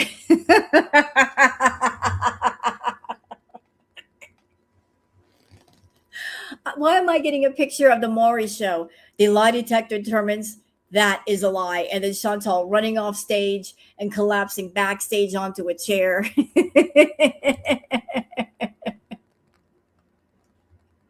He's making her wear a lie detector because he knows that she's a lying liar who lies. I don't know. I mean, I know people get depressed and it's just... But still... When you have kids, literally can't, your depression takes a back burner. Hey, dorky. Sorry, but it's true. Like, that's why I don't have kids, because, like, I'm too selfish in a way of my own. Like, I need to sleep in. I need, but when you have kids, you can't. You have to literally dedicate your entire life. Like, they come first in every situation. That's true. And you know what's shameful is that you go after people in girl world that are parents, and you have no idea what it's like to be a parent. Whether it's a mother and a father or a single parent, you have no idea what that's like. Taking care of yourself, taking care of your child, being concerned for your child, making sure they have everything they need, trying to bring them up with morals and values and teach them the right way so that when they are adults, they are fully functioning, healthy adults. When you're a parent, you pour everything you can into your child. Every good thing that you know, everything that you've experienced, you pour it into your child. Because all that any parent wants is that the child they bring into this world, that they go out into the world and they have a good life. And so you do everything you can trying to make sure that your child has a good life. It's one of the biggest responsibilities in the world. One of the hardest jobs ever. Trying to protect your child and love your child and raise your child. And yet you go after parents when you've never been one yourself. You have no idea what that is like. I know. Hey, Max. The problem is nobody can prepare you for what it's really like. So that's why, like, postpartum happens too, I feel for women who have that. I've seen a lot of documentaries about women who've suffered from that, and it just seems really awful. I love my kids so much. I didn't have them. I mean, I don't necessarily think that you have to be super rich to have kids. I think giving the gift of life is still good, even if you don't have much. But you got to make sure you have the basic necessities, that's for sure. Chantal, you better be careful. Be careful. Think about your situation. Your mother got pregnant when she was very, very young. So there you are wagging your finger at other people when your own mother, Shmi, had you when she was far too young. She tried to baby trap your father into being with her by getting pregnant with you. And then look how that turned out. So again, be careful talking about parenting, ma'am. Think about your own family. Think about your own background and your beginnings.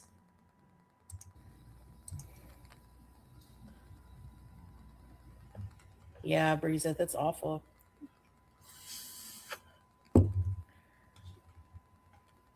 3 cats. I love my kids, but it's exhausting. Yeah. Yeah. This world is a mess. The world has always been a... I don't know. A lot of people see it that way. They don't want to bring someone into this world, but I don't think it's like that bad that life is unbearable. But, you know, yeah, if you're on the street and you're destitute and you get pregnant, like, you got to get your shit together real quick. That's for sure. Ready, set, read. Wow, 58 months. Holy shit, Lindsay. Thank you. How many years is that? It's like 5 million years. Thank you, Lindsay. I miss my kids being little when they're sweet and loving. Yeah, and then they grow into like their own people. Ugh. It's scary to think. Hello, Q DeCasta. You don't plan on having kids? Hey, Jessica. That's why, like, I don't know. 4.8 years? Lindsay! That's crazy. Thank you. Sneakerhead facts. Yeah, I bet. They only have one kid. And I know kids are blessings. I mean, if everyone had this attitude like me, humanity would die out very quick. So we need people. A lot of people are parents. There's enough people in the world to have kids, you know. You know, this may be cruel to say, but I'm really glad that Chantal decided not to spread out her gene pool. We don't need her DNA. It's okay. She can keep it over there to herself. We don't need that in the food chain. We don't need that in the evolution chain. She can keep it over there. She can keep it to herself. She doesn't have to share. She can just be selective and not share. It's all right. I'm fine with that. My problem is you're going to have your 3rd in January. Oh, mashallah.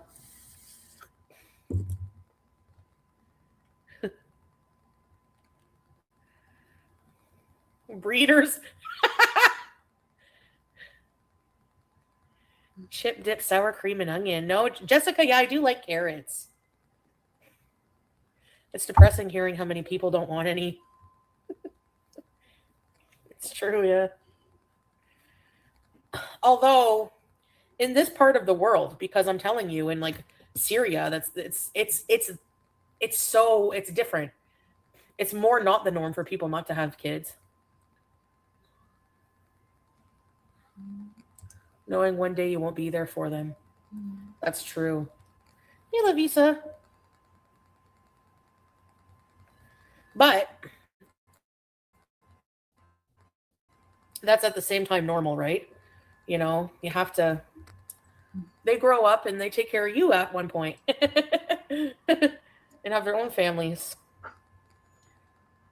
You know what, though, Chantal, at this stage in your life, you should be doing more to help your mom versus calling on your mom to help you.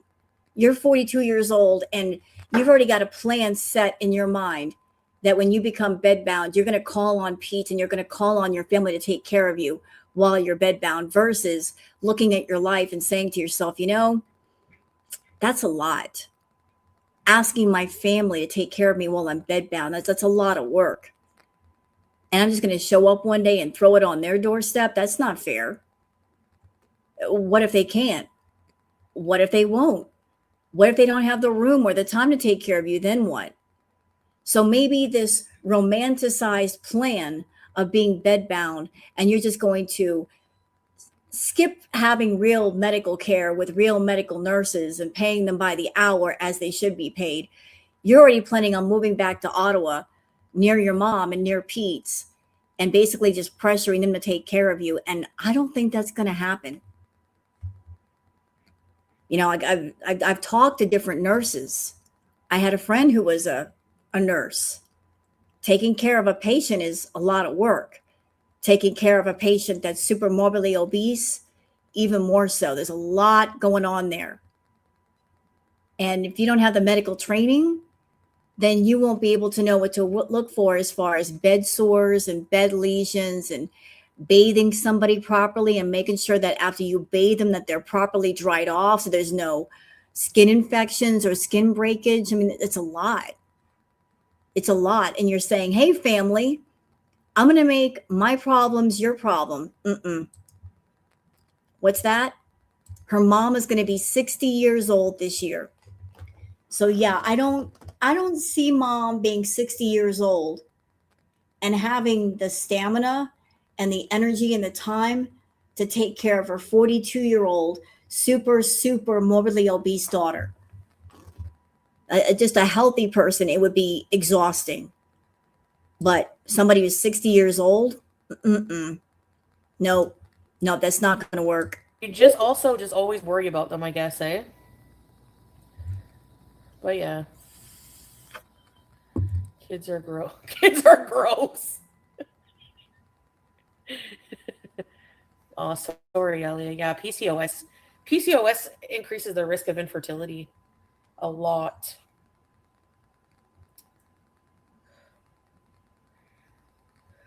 I'm not going to have anyone to take care of me. Nope. Oh, hold on a second. Shut up, Chantal. Hello, Bandit. I turned 60 in August. Well, happy pre-birthday. I take care of my bedbound 79-year-old husband, and it is absolutely exhausting. There's only so much I can do physically. Yeah, and as you get older, you don't have as much energy as when you're younger. When you're younger, you got all that youthful energy. When you're older, you've got energy still, and you can be healthy, but taking care of somebody, it is physically hard. It is emotionally hard. It is mentally hard. You get tired. I have a friend of mine who is a caretaker to his mother, has been a caretaker to his mother for years. And even he said it's exhausting. He's not an actual nurse, but even he said it's exhausting. So it's a hard job. It's a tiring job. Your youngest, she's your baby. Aw. Yeah, it's really tough losing parents.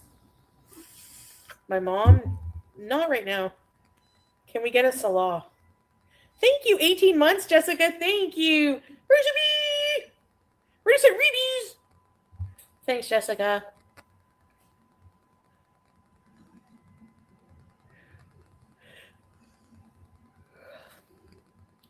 They left you a goose.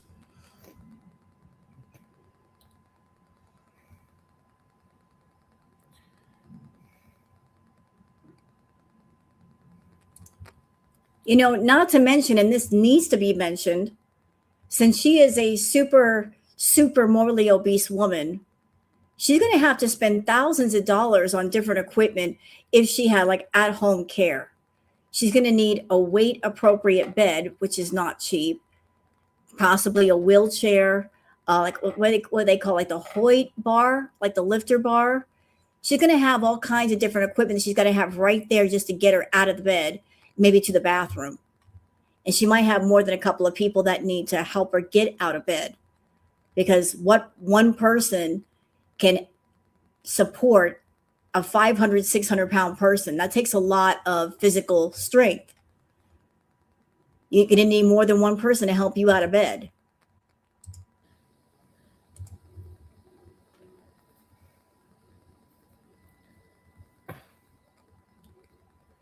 Teardrop. Why don't I get these each month? 35 months. Oh my goodness. Reebies. Thank you, Teardrop. It's a long time too.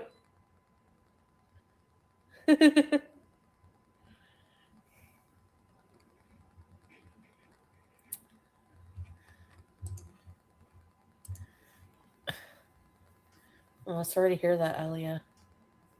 My mom is 59. Yeah, she's about to be 60. And you should be ashamed of yourself. You know your mama's getting up there in age, that she's nearly 60 years old. And what is your plan for your mother? Oh, I'm just going to move back near mom and have mom take care of me. You should be fucking embarrassed that as a 42-year-old woman, you call upon your mother to come clean your house as is. But if that's not enough, you're planning on making your family your caretakers. You're a selfish bitch.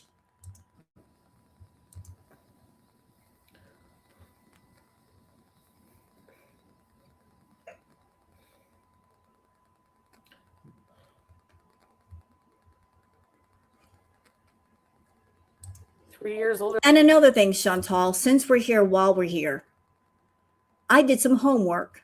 I did some research. Did you know, madam, that there are some nursing homes that may reject you coming in based on your weight? And before you start screaming fat shaming, fat phobia, listen. Some nursing homes will reject patients if they are super morbidly obese just because they don't have enough staff or they don't have the equipment required for a super morbidly obese patient. So there's a thought for you that if you have to go into a nursing home, you may be rejected if they find out that you're super morbidly obese because they don't have the equipment on hand to accommodate you, nor the staff. They don't have the facilities. If you got to go into a nursing home, you may get turned down if they know that you are of a much bigger size and they're like, we can't accommodate that. We don't have the equipment or the time or the staff for that. Older than you? Oh, yeah? What documentary? Are you sure you're talking to the right person, Sheila? I don't know who you're talking about. You're a bleeder and a breeder, but pregnant only. With bad ideas. A bleeder and a breeder. 54th birthday. Aw, Lindsay, sorry to hear that. Ultrasound.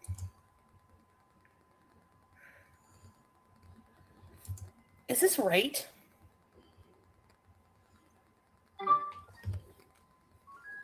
Yeah, 9.7. You can scan it on your arm to update it, but these things are fucking expensive. It's like 200 and something for a month for this stupid glucose thing.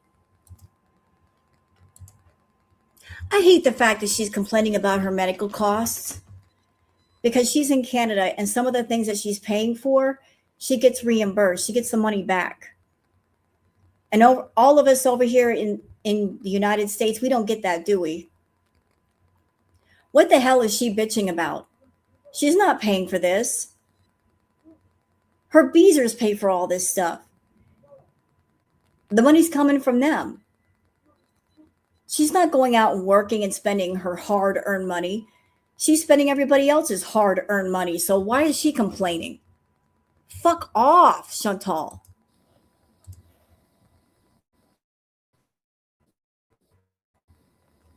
Can we? Oh, it's a laugh. I can't do his laugh. Wait.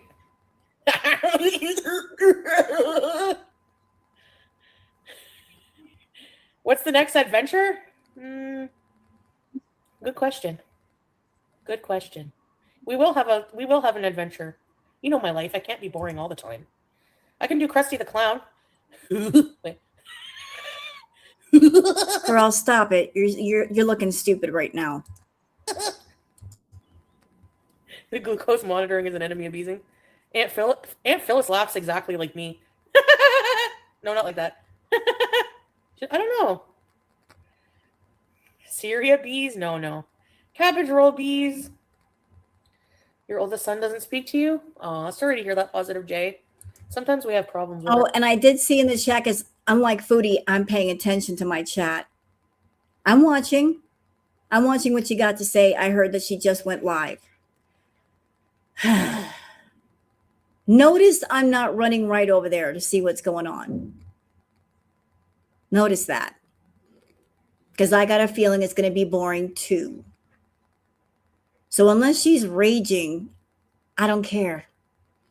I'll check it out later. So unless there's an alert that she's being a boring, she's being raging bitch, I'm going to stay right where I'm at. If something happens, y'all let me know. I'm staying right where I am. Our families. What money? You didn't give me anything. Do that Betty Boop thing. Boop boopy doo. That one. Bye, Kiara. You're working? Have a good work day. Ignorant bliss.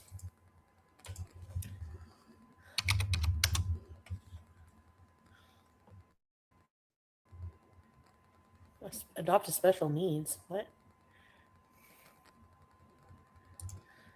Oh, yeah, Sasa. No, I don't think I would want to live with Sasa full time. I'm sure she'd get on my nerves. Wow.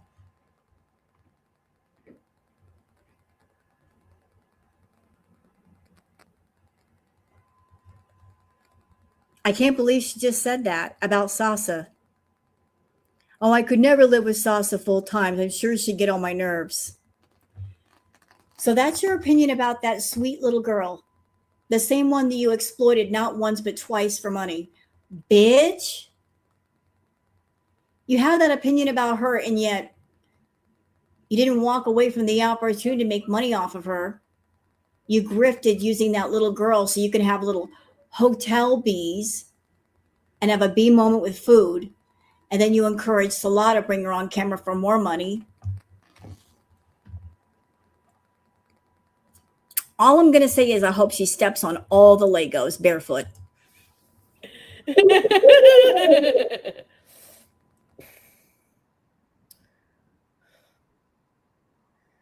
Really, Naomi?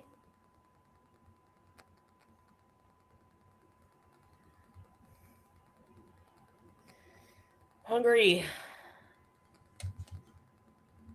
Props to you for being honest. It's a really weird not double-edged sword, but like You know what? I got to do something. It's warranted. It's deserved. You're nasty. You're nasty. You're a little nasty. Yeah, I had to do that. After that comment, she deserved that. like basically like I don't like to be alone, but I need to. I do like it, but not all the time, but at the same time, like being around people is exhausting in a way I can't even. It's raining, guys. It's raining on our parade. Is it supposed to rain tomorrow? Let me check.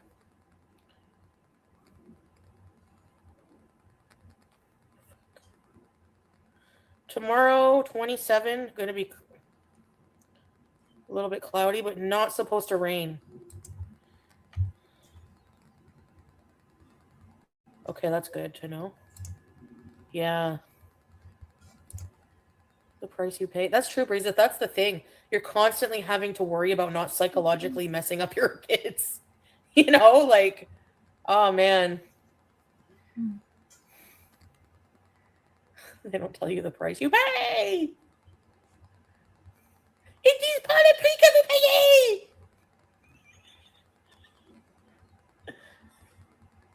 Sorry, BG. You know, speaking of the price that you pay, nobody told me like years ago the price that I would pay being a reactor to Chantal. Nobody told me there'd be the unexpected expense of eye bleach. Why didn't y'all warn me about that? That I would need tons and tons of eye bleach when I watched Chantal. Nobody told me the price that I would have to pay for eye bleach. That if I looked down around at Walmart and eBay, that they would all be out of eye bleach when I needed it. That I'd be walking around here like half blind from looking at Chantal's body parts. Nobody told me the price that I would pay knowing Goose, Chuck, and Bingo.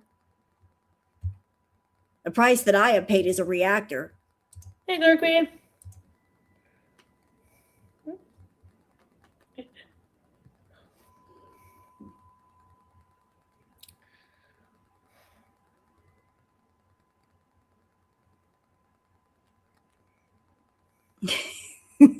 Told you so. The Addams Family. Like Uncle Fester.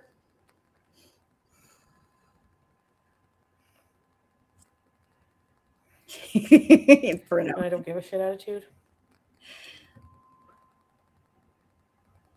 The Addams Family started. As kids, we used to sing this song. The Addams Family started when Uncle Fester farted. They all seem R-word. The Addams Family. Shut up. No, I'm not going to watch Heated Rivalry.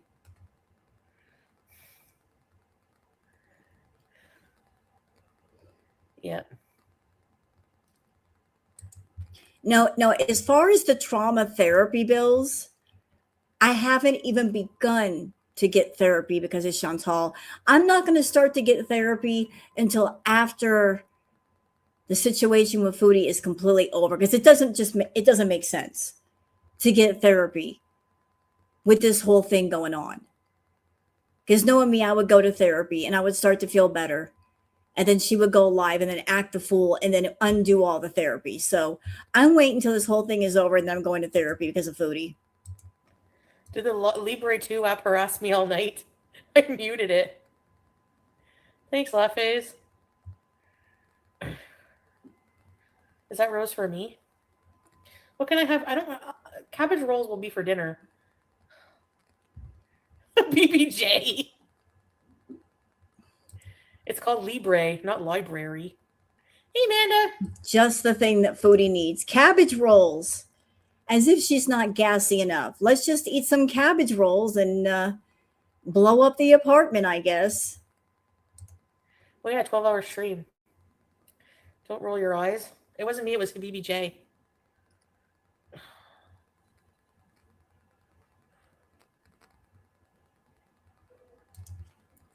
So I'm curious, when you have like the Libre monitor, can you turn off the alarm? Is that possible? To have that going and you're turning off the alarm? Can you do that? Is there a setting on there you can turn off the alarm? Now, question.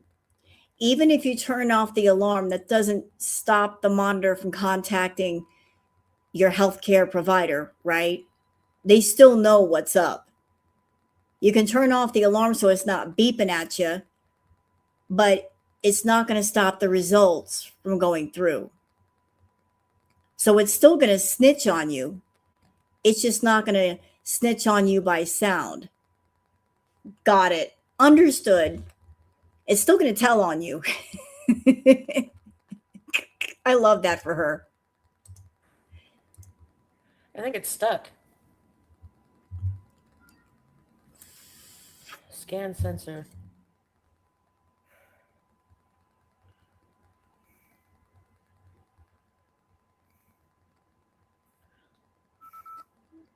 Uh-oh. Oh, I just heard something. Did y'all hear that? I heard something beeping at her. As she was putting her phone down. Did y'all hear that? Did y'all hear that beeping? We got to go back. Hold up. Let me see if I can bump it up a little bit. Where's my volume at? Damn it. Okay, this might be a little loud, but it was beeping at her. BBJ. It's called Libre, not library. Hey, Amanda. Oh, yeah, 12-hour stream. Don't roll your eyes. It wasn't me, it was the BBJ.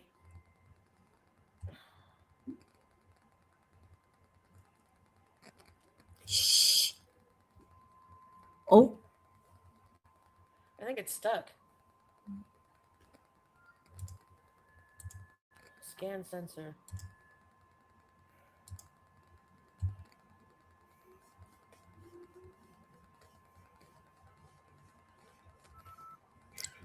Uh-oh.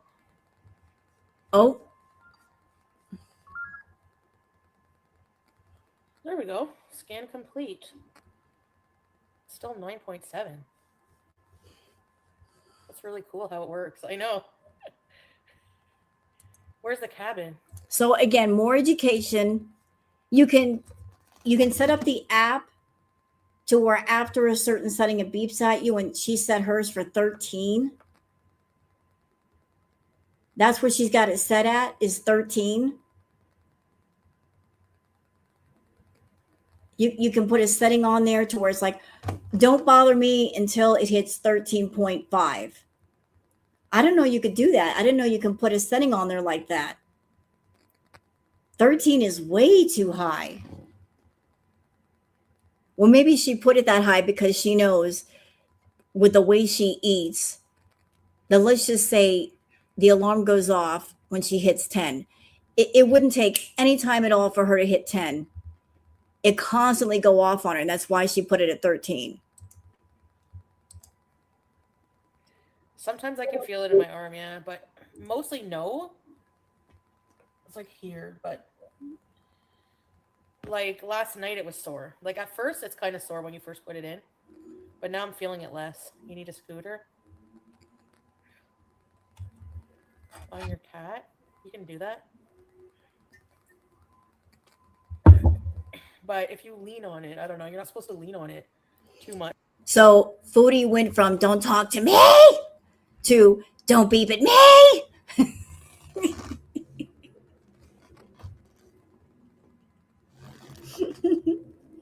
She used to say, "Don't talk to me." Now she's looking at her phone going, "Don't beep at me." Stop going off on me. So for me, it's like I try to seal, but next time I'll put it on this arm in 2 weeks. Sensor ends in 14 days. Yeah, it's pretty neat, eh, technology? Went okay, Amanda. They're calling her Norman. Why?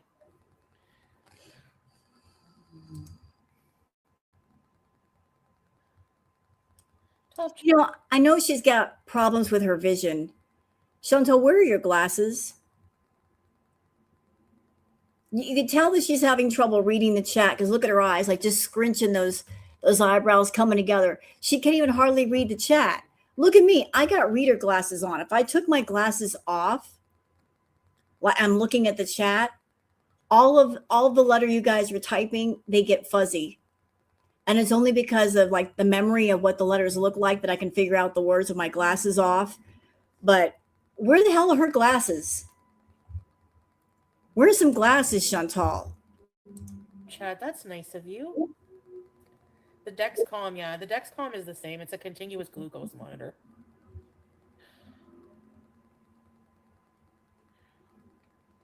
A nice electric wheelchair would be so good for you, Teardrop. I wish you could get one.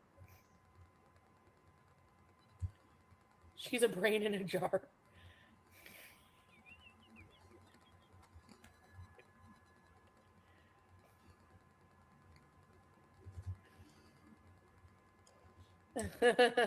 You know, I got a good idea for Foodie.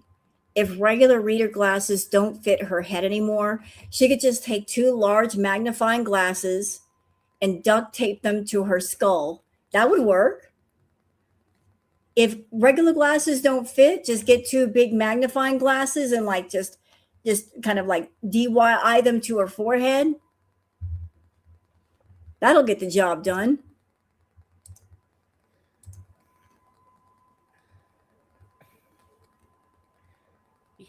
You can run it down. I mean, it does, like, if I open the app, it'll tell me what my blood is, like, no matter what, but...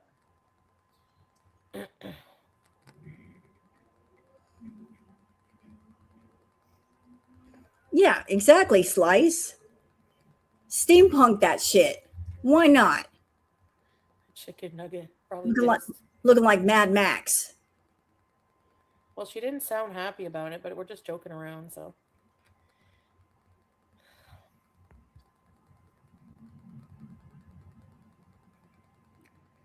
Tracy, my mod. Pizza's X. Pizza's X?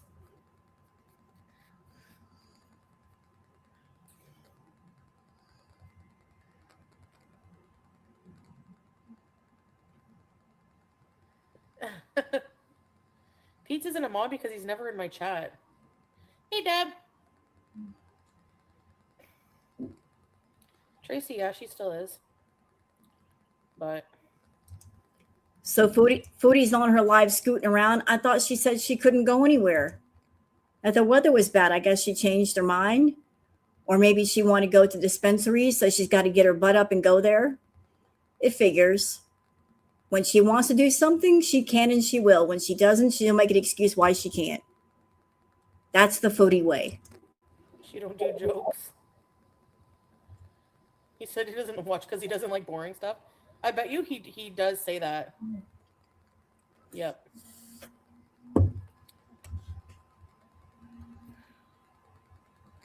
Her fingers fell off.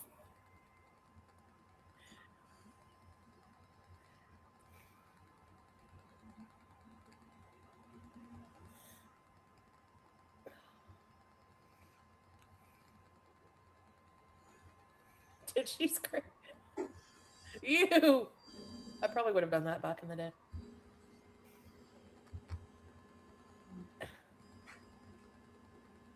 Can we museum these? Hey, John. Oh, busy sexy. By the way, museum beezing, yes, when it's nice out, because I got to get there. Unless I took a lift. No, because I need my scooter in the museum, or I won't ever enjoy myself. Hello. Hey, Forth. Like, I'll just be concentrating on my breathing and like my back hurting. Hopefully tomorrow it's supposed to be like sunny and not rain, so. No, they don't have scooters there. I don't know. Probably. Maybe by my health problems and stuff, yeah. I think part of me would be like, whenever my teacher mailed us whenever I was in high school, our teacher said, write a letter to yourself 10 years from now, and in 10 years, I'll mail it to you guys. Oh, really, Strauss? So when I got that letter, they mailed it to my mom's because it was the same address. It said, I want to be living in a condo with a cat, and I do that. I do have part of that, so. And something about being a professor, but,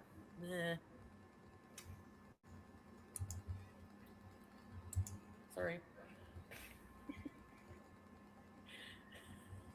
When I'm old, if that happens. But. Ooh, some people in the chat, they're asking questions here. Like this question, Sherry Berry says, is one of your biggest fears in life to pass away at home alone? Well, she should be afraid of that because it's a possibility. But if I'm old and in a nursing home, they're going to think I'm nuts doing those noises. Oh, a teardrop, yeah. I need some more emotes here. Thanks, Sheila. Cabbage farts. Incoming Cocoa Pickles. Alley Cat, I don't want to think about that.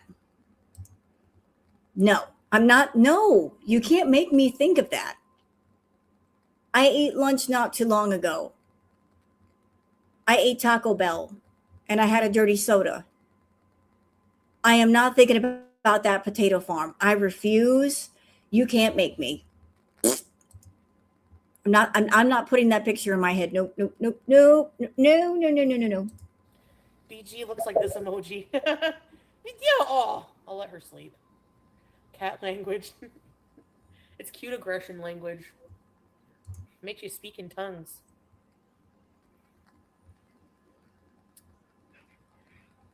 I don't know if I'm allowed to add the road. What if she reports me?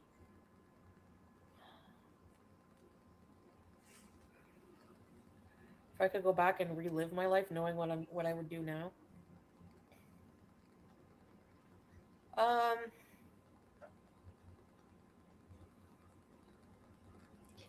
What? How do you know it's great? And Sock Puppet, you're no help either. I thought we were getting past the Alley Cat comment, and then you follow it up with this shit right here.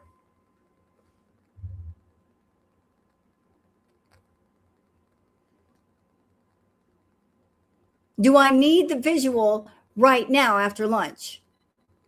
Is it required? Is it important? Why y'all want me to think about these gross ass shit after my lunch? What is the matter with y'all? You're gonna ruin my lunch, damn it. Y'all are nasty. Who's that anyways? I don't know. It's hard to say because I feel like God has put me here. It's really hard to say because then I've still met the people I have in my life now. You know? Danny Brown. Let me look this up.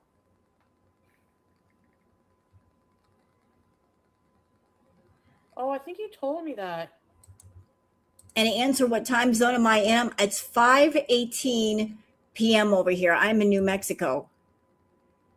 No fun. I'm just playing with you, Alley Cat. But I was being honest. I did eat my lunch. I just don't want to think about Chantal's crusty this, that, and the other thing everywhere. you know, flaky, crusty, whatever the fuck. I don't want to think about that. You don't look like Brad Pitt. This guy?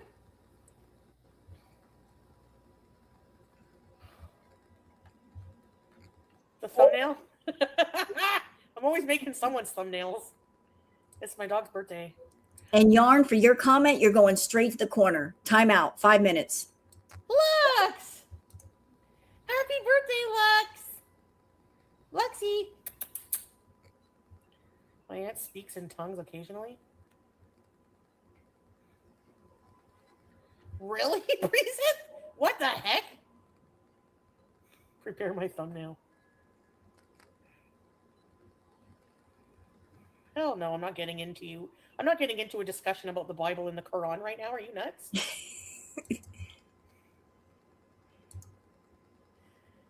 Luxurious Lux.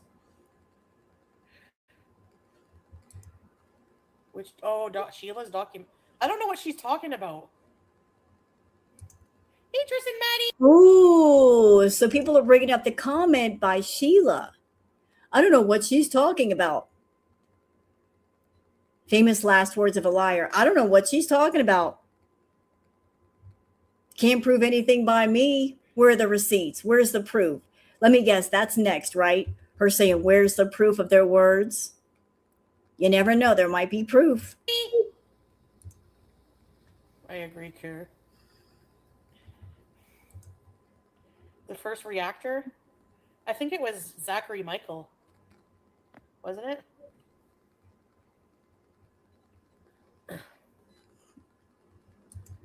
Why Sheila's always weird? I don't know. I don't even know who that is. Yes, you do. Don't act stupid. Sheila's been in your chat many times supporting you. Sheila wanted to be a mod in your chat, and the other mod said, hit the bricks. We don't need you here. Sheila was in our chats all over the place. I'm sure you knew about that. I'm sure she told you. She was in your chat and in our chat saying that she was going to do a documentary and, you know, she was going to report all of us. She came into my chat many times and you don't know who she is. Quit all that lying. Let's not talk about religion, yeah. Michael, oh yeah. Michael be sweaty. With Smee. Hello, Cookie. That's your crazy Aunt Sheila. Oh, hi there. Don't have one. You need a scooter? I wish I had a more decent scooter, but they're so expensive. Not her complaining about the cost of a scooter when it wasn't her who bought the first one. Her Beezers paid for that $500 scooter.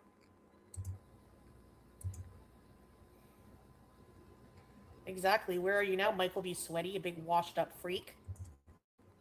Ma'am, you need to shut your mouth about the king. Do not talk about Michael B. Petty like that. I hope one day he comes back and he drags you for filth. By the little wisp of your baby hairs on top of your head. He would snatch your wig, but you're not wearing one. So those little baby hairs will have to do. But don't talk about the king that way. You never know. He might pop up one day and just let you know all about yourself. Remember he got all butthurt from my cheese graveyard? Just in your honor this Halloween, I'm going to double it and make, I don't know, man. I'm going to do the biggest cheese graveyard you ever seen in your life. Brooks. Am I blocked? You're boring. Go somewhere. I believe you are collateral damage from Amber's audience. Yup. When I first started my channel, I made a video making fun of all of Amber's reactors. Because I was like, I didn't even know Amber at the time. So I couldn't make an opinion on her, really. I just watched her vlogs.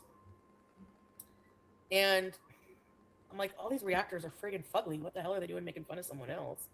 Remember, there was one guy, Dimitri, this like 45-year-old man who used to put his like, He used to stand in front of some trees and be like, "Hey, it's Dimitri here."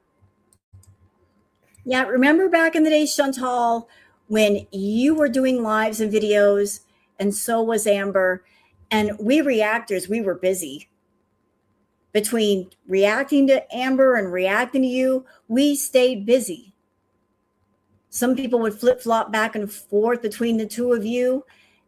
And then you decided to take the crown and run with it during Crackhead Olympics. And Amber never got it back. Now look at both of you. Where are you now? Where are either one of you now? She's not really doing content anymore. And you're doing stuff on Kick for not even 200 people. And you're relying strictly on your big baller beezers to pay your bills and pay your rent. 100K plus channel for what? That you're not even making money on anymore. All that time spent on YouTube for what? You got a channel you barely do anything on. You're barely making money on. Sad, sad. Remember him? He used to react. And then there was Negs. Like, what in the friggin' washed up 45-year-old selling DVDs friggin' kind of guy is this? I don't know. There was just like a bunch of weird reactors. So then I think ever since then, they didn't get off my ass, you know?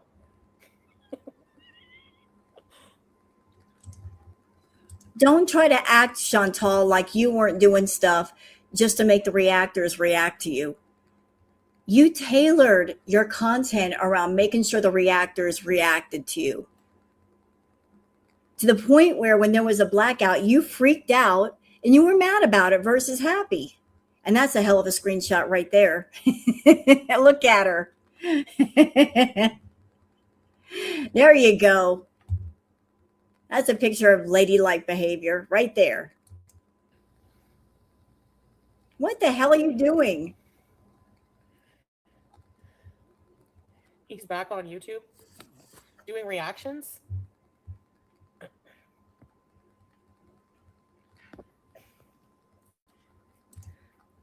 No, I can answer your question, Keto. Most of what you're seeing on Foodie's channel are dead accounts. If you had to take all the dead accounts off of her main account and just left the active subs, it'd be a much, much smaller number. That 110, 111K, most of that is like dead accounts, but YouTube still counts them in. I never beefed with Nikocado. Oh yeah, gaining ground, yeah. Yeah, he wasn't mean, Ruthie, right? Yeah, he's funny, naturally. He wasn't mean? The fuck he wasn't. Why you lying to people? He wasn't mean. The fuck you mean? That's part of what got his channel canceled in the first place. He was mean. Those of us from back in the day, we remember there was the Negative Nation and then there was the Hater Nation. Hater Nation were the people that reacted to Chantal, and the Negative Nation were the ones who were talking about the reactors. And Negs was on the Negative Nation side. I remember all the way back then when that happened.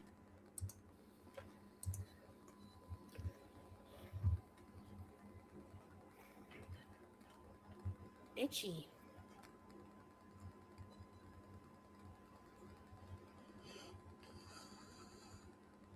Hey, Bossman. I'm doing a no ordering challenge. Thanks for the super chat. Oh, Nision on TikTok, really? Still talks about hussy. How can Sansa review my blood work when I didn't even show? Okay, she's about to get into basically bashing on Sansa again. This isn't the first time. She's been going in on Sansa lately, insisting that Sansa is overweight. She says she's got a fat voice, all of that. Like, why does she insist on going in on Sansa? Why won't she leave Sansa alone? Oh, the results. Like, what's there to say? Like, literally, is she going to challenge what the doctor said? Like, I don't understand what there's to react about. lack of content, I guess. Like, react to your own self, fatty. Anyways. I'm tired of fat on fat crime. But she's not fat.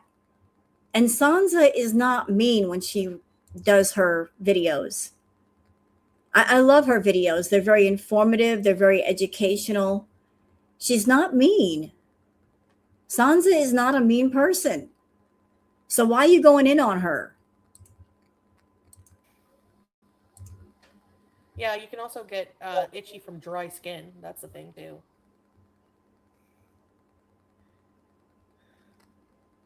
I called Sansa fat because you can tell she's fat. You can tell. Bitch, shut up. Chantal's insisting you can tell someone when they're fat because of their voice. How does Sansa have a fat voice? Sansa has a lovely voice. And I've said it before and I'll say it again. If Sansa ever decided to stop doing videos on Foodie, she would be absolutely fabulous in the ASMR community. They would love her over there. They would embrace her with open arms. She would be amazing doing ASMR content or audiobooks. Her voice is amazing.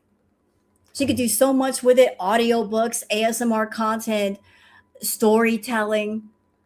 She get paid big bucks for that stuff. Let me tell you.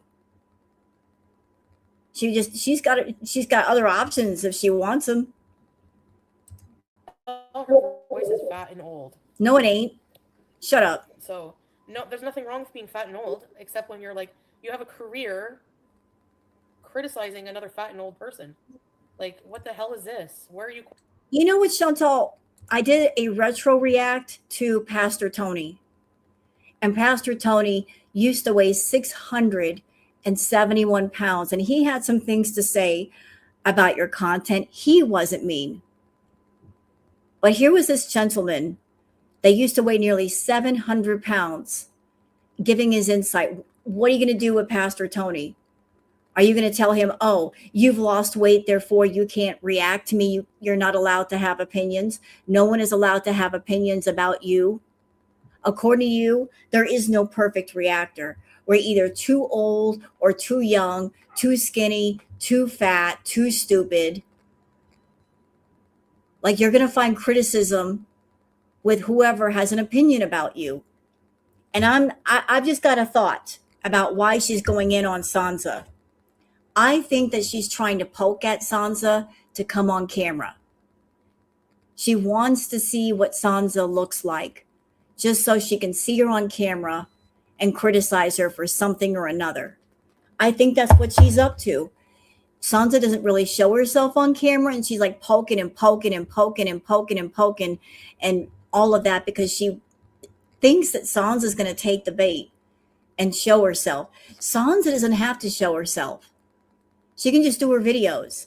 But I think she really, really wants to see Sansa just so she can say something nasty about her. Qualified to talk about health. Where are you qualified? Are you a health professional? Do you know what I mean? Count your own calories, because clearly if you sound like you're gargling hamburgers, we know you're overweight as well. There's nothing wrong with that, but don't be delusional about it. Her voice makes you calm. No, I guess that's mean to say. I'm just kidding around, guys. Welcome salam, Teddy. Recreates mukbangs. You like being delusional? It is easier. You can sound fat. Yes. Yes. Even your voice has more cholesterol in it. It sounds like buttery. I'm telling you. What? What? So let me get this straight. Let's see if I understand. If you are someone and you have a very pleasant sounding voice, it's not grating, it's not screeching, it doesn't get on your nerves. It's very smooth. If somebody has a Sade kind of voice, you're fat.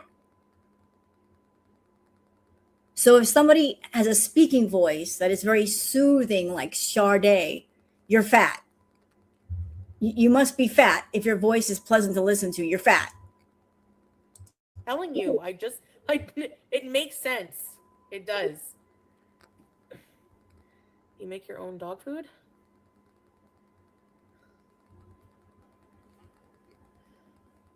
Obese to beast? Yeah. You know what, Chantal? I have a male friend that I've known for 15 years. If you saw my male friend, you would faint. He's very good looking. He's 6'2", Native American. And his voice would make you drop to the floor. He's got that beautiful, deep voice. He's not fat. He's got that voice that makes you sit up in your chair, make you feel things. He ain't fat. Some people just have very, very pleasant voices to listen to. Doesn't mean they're fat. He's not a qualified health professional, so speaking on like medical issues, probably not. But as in regards to weight loss, yes, he could definitely be. It's like if you have one leg, are you going to judge someone else with one leg? Like, you know what I mean?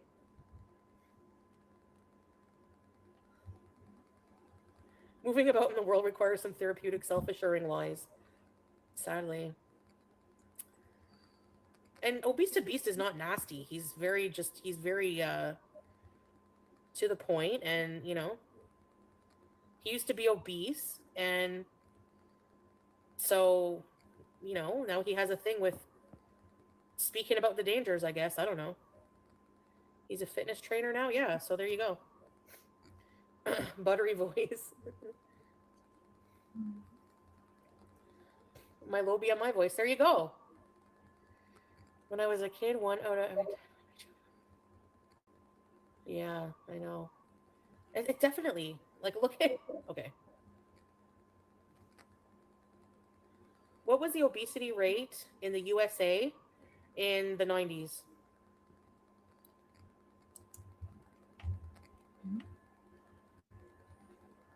Why do you want to know about what's going on over here? Why don't you stick to Canada? What do we got to do with her over there? Okay, so by the end of the decade, it was 18 to 23. What's the obesity rate of the United States? Oh, and look at this. Somebody's sending a super chat right now. Victoria is saying, "Hi, Foodie. I agree that Sansa makes too many Excel sheets, but her father passed away last month and he was type 2 diabetic. She cared for him at home." So they're letting Chantal know Sansa has experience with caring for a loved one who had type 2 diabetes, and she is simply making a video based on that experience or drawing from that experience. United States.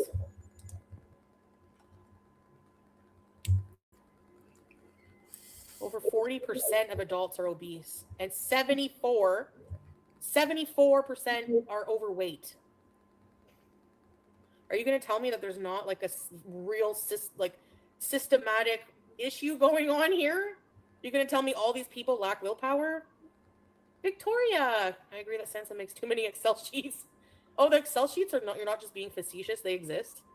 But her father passed away last month and he was a type 2 diabetic. She cared for him at home. Okay. Yeah. And thanks for the super chat. Sorry for your loss, but what does it have to do with, you know? Don't know what that has to do with, like, targeting everything I do, you know? It's just weird. What does that have to do?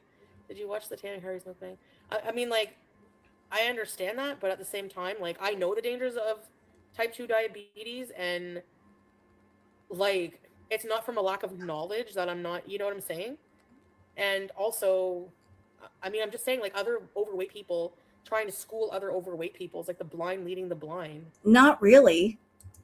You know, like, I don't know. So let me put it to you this way, Chantal. You have a food addiction. I had a food addiction.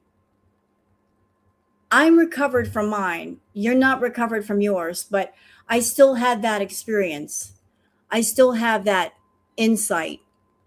So what are you saying? That even if somebody's had a similar experience to what you're going through, we're not allowed to speak on it either? That's not allowed. Sansa had the experience of caring for a loved one with type 2 diabetes. And the video that we saw last night, it wasn't mean. It wasn't hateful. As per Sansa, like everything she does is very educational and informational. And that's why people love her so much.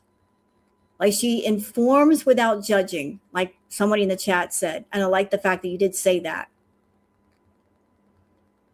But in according to you, nobody can step to you and say their opinions, even if they've had a similar experience to you, and they can speak from that knowledge base. That's ridiculous. So if somebody hasn't had the experience, they can't speak on it. But even if they have the experience, they can't still speak on it. It just, according to you, nobody has the right to speak on it. Yeah. I identify as skinny, thank you. I don't know, man. Our food is just crap these days. She's the nicest one. I know, I'm just making fun of the spreadsheets and stuff. I find them funny. No, you weren't making fun of the spreadsheets, bitch.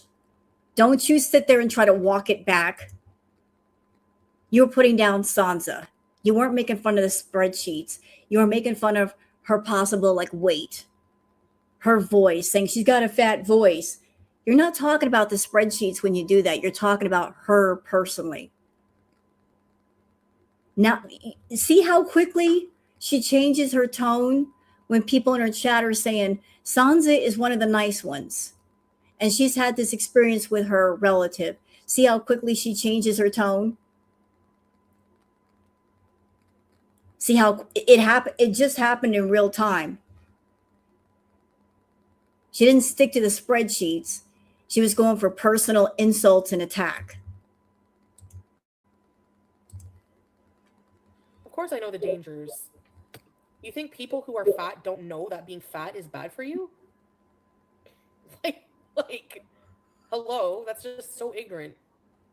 Of course fat people know that. You know, there might be some in denial that are like body positive, like to the point where it's like, you know, positive about their 700-pound body. I mean, like there's nothing positive. Even my body, there's nothing positive about being morbidly obese. You know, of course we know morbid obesity leads to high blood pressure, diabetes, which leads to amputations, which leads to death, premature death. We all know this. Mm-hmm. Yeah, we're told several times a day as well. Right. I ain't gonna deny I'm a fatty. We're all fat here. We all float here. We're all fat here. Spreadsheets are crazy. That is way too involved. She's nuts for that. It's just weird. I don't know.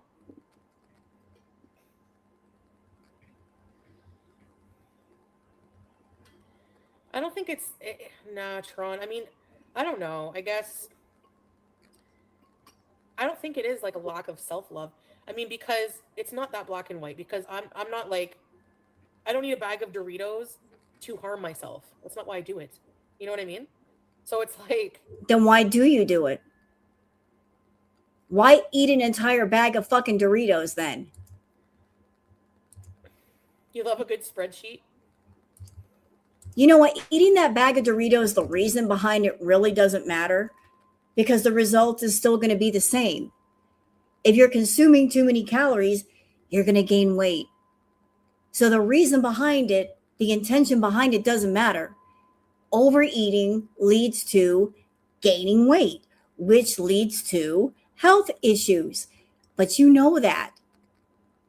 You are fully aware of that and you're letting it happen, which leads to the thought, I want it to happen, or I'm okay with it happening because you're not putting a stop to it. You're not even trying.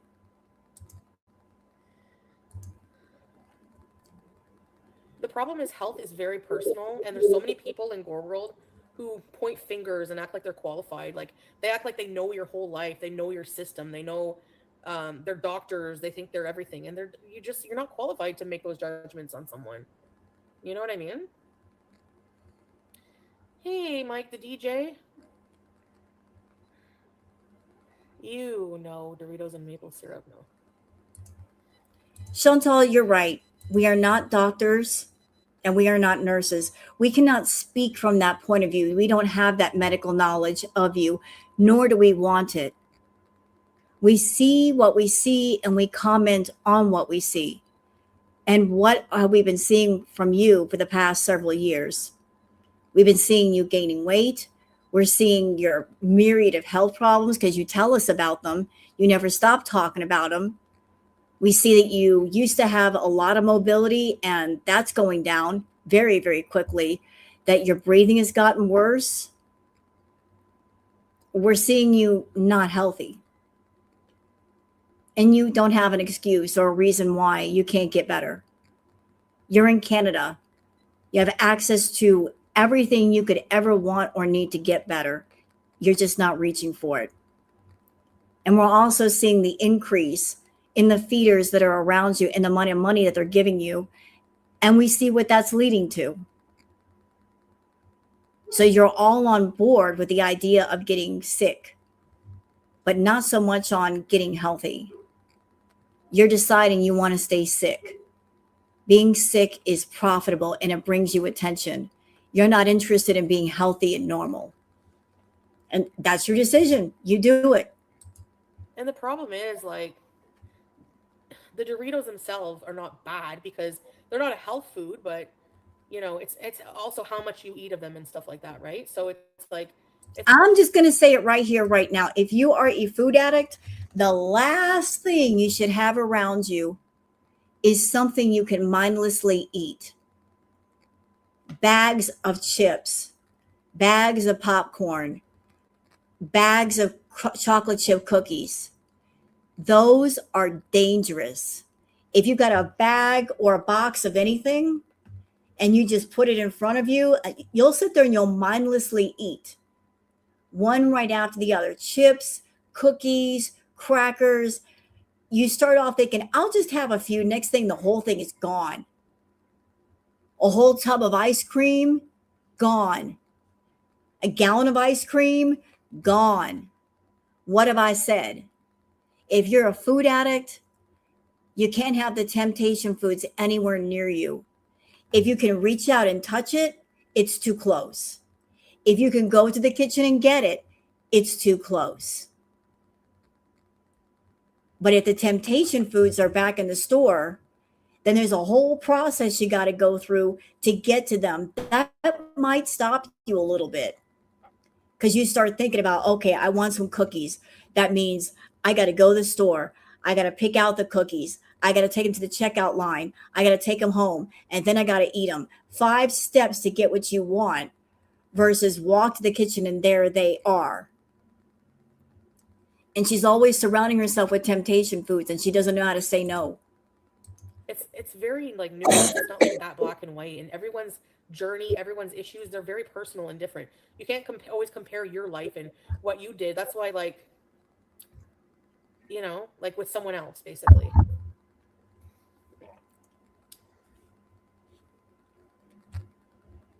Yeah.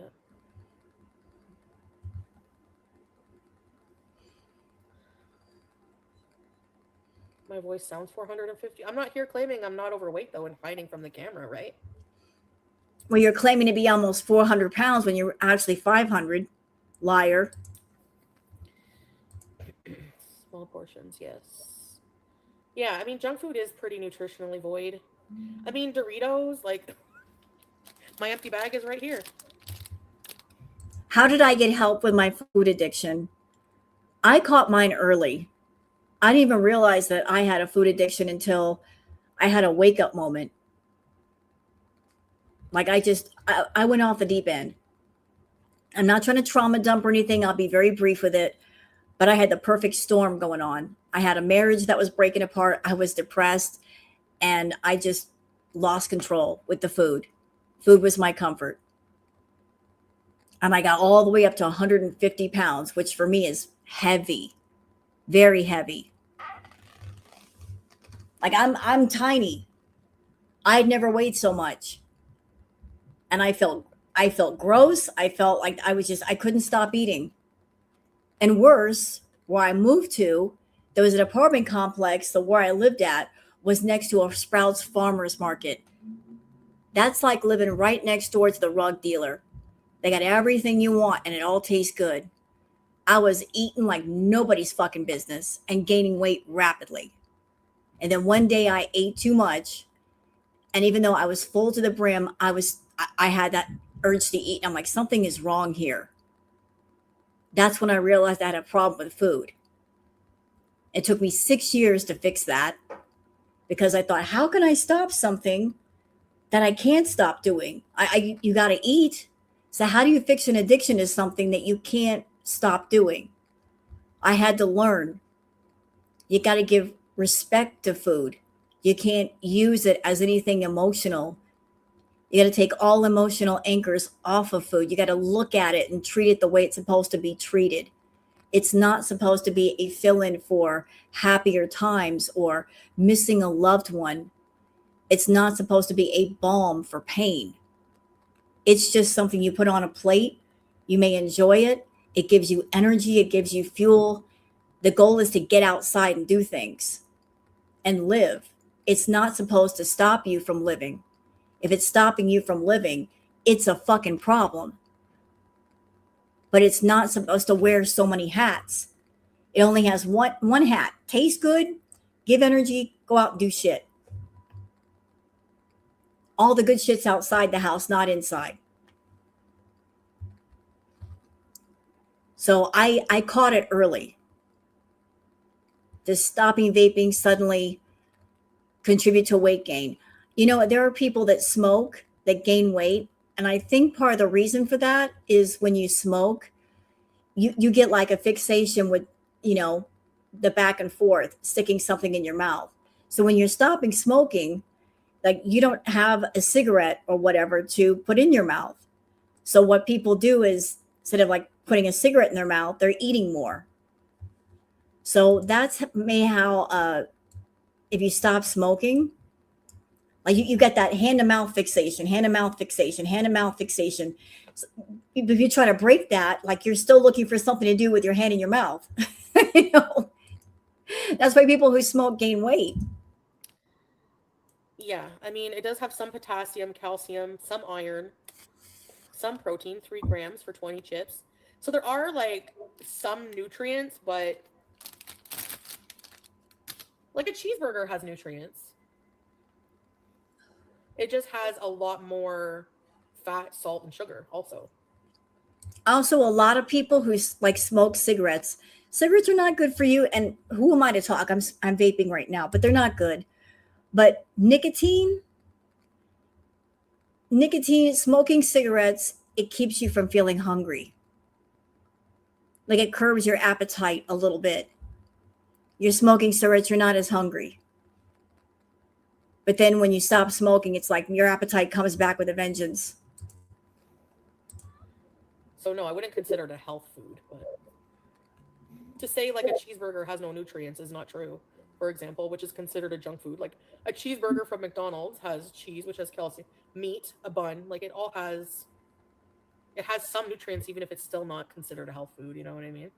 You love your sweets? Sweets. What's your favorite sweets? BD sweets. Oh shoot, my chat wasn't updating. Doritos with a bit of guac. The bad outweighs any good? Yes, with certain food for sure. All the salt, I know.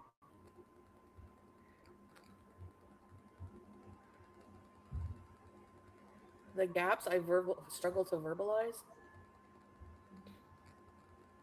Honestly, I don't have anything against Sansa. Like I don't find them to be like a hater. I don't consider, so I'm just like, you know, But yet you were being an asshole just a few minutes ago, saying she's got a fat voice and she's fat. Bitch, you're super morbidly obese. Who are you to talk about fat anyway? But saying she's got a fat voice just because her voice is nice to listen to. but if you could backpedal in real life the way that you do online, you should be Jane Fonda by now. yeah, I don't know. I don't really. For sure, they're not like an obsessed psycho hater like some people on here, you know. So flat effect? What is that? I've honestly never, I've only watched like one of their videos, and it was like about the labna they made, and they added olive oil. I was like, ooh, that's a good idea, but that's the only thing I ever really watched. When people come in here and say like, oh, she's oh, her demeanor, her tone. She uses spreadsheets. I thought people were being like facetious.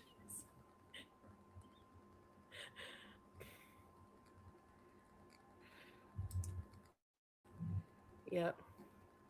I wonder why spreadsheets bother her so much. Is it because when somebody does a spreadsheet, they're laying out a clear timeline of things? Is that why she's so bothered? She doesn't want people to see a record of certain events happening and how they happen behind each other. I think that's why. She wants the ability to tell lies and for no one to keep track of her lies. And then when somebody tracks them, when they put them all down, they put them into like a clear timeline, it pisses her off. Yeah, because it's the truth and she can't handle the truth. It shows proof of how much. So she doesn't want anyone to keep record of her lies and how they stack up and provide information to people. Yep, that's true.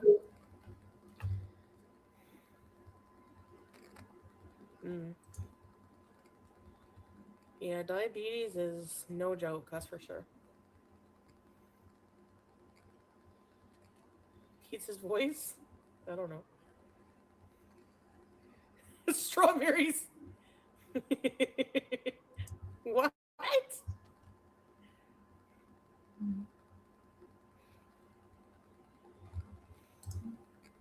Honestly, like I know I'm a public figure, and what I display online. And by the way, Chantal, you want to talk about voices? The way you talk, it sounds like you've been gargling with Crisco. How about that? You like that? I like that. People have a right to talk about. Like, I'm not going to say, you know, if I'm eating unhealthy and I have health issues, I'm not, you know, I don't blame people for talking about it. Or whatever. People have opinions, you know, even if they don't fully know you, people are always going to talk. Like, that I've come to realization with, you know, there's people who are like weirdly obsessed and parasocial and, you know, want to ruin your life. Those people, you know, they can stay away from me, but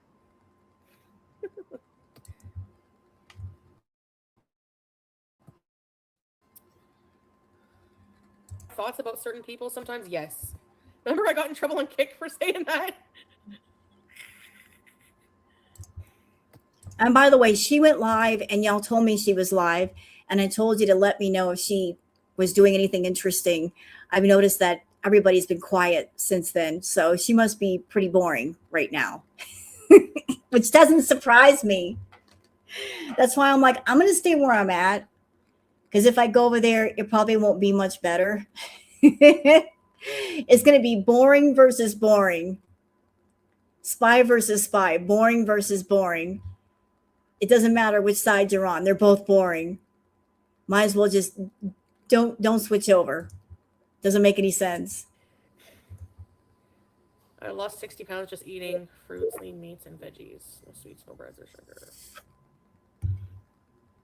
Yeah, it's normal, but nope. Live. What? Me worry? No, you worry. A funny story. You think I could just come up with stories just like that?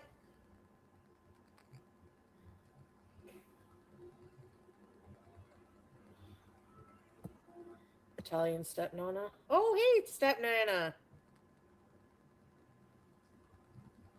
I never said she deserved abuse. I'll wait for the when did I say that? I've actually said that she doesn't, and I wish she would get away from him. So you're Here we go. And now she's talking about Natter and Dee. She's talking about Dee. Why is she bringing them up right now? She doesn't have to. She can't resist the urge to talk about freaking Natter's ass. You're full of crap. Go sit on the toilet. Sure.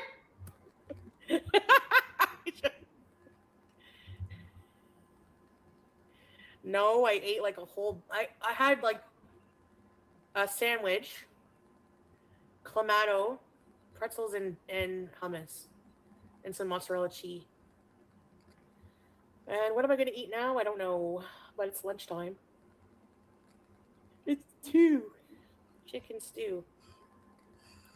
Adults are responsible for themselves. Yes, they are.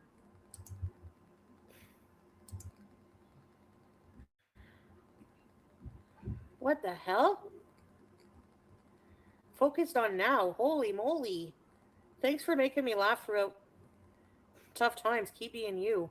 Wow. Thank you. Oh my God, she's so loud. I'm amazed that poor BG can get any sleep around her. She's so fucking loud. Thank you so much. That's awesome. Hey, I can make you laugh even more if you want. I appreciate that. 100 bones. Thank you. Actually, it's not 100 bones, Chantal. Because it's $100 super chat. You're only getting 70 of that.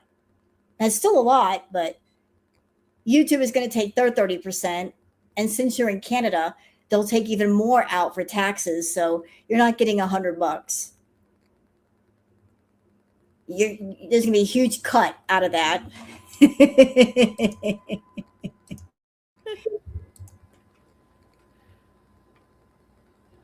At a video store back in the day? Thank you so much. That's really generous. Thank you. Is that Australian dollars? I don't know. Is it? Lindsay. Sounds fancy. A story of me at a video store? Okay. I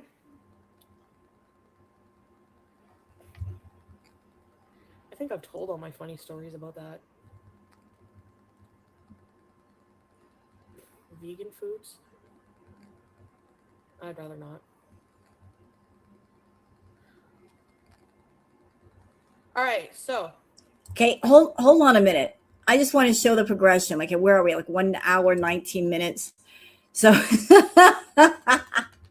okay, I want to show this to you guys. Okay, so where did we start?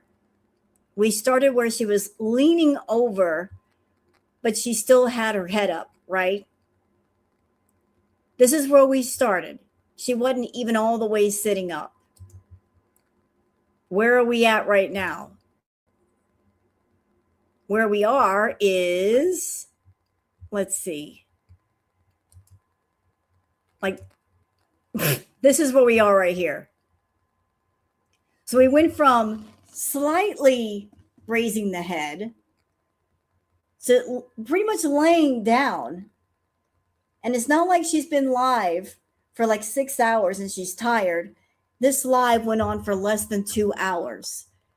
So she was barely sitting up in the beginning, and then we're all the way down. The eyes are almost closed. It's sleepy time.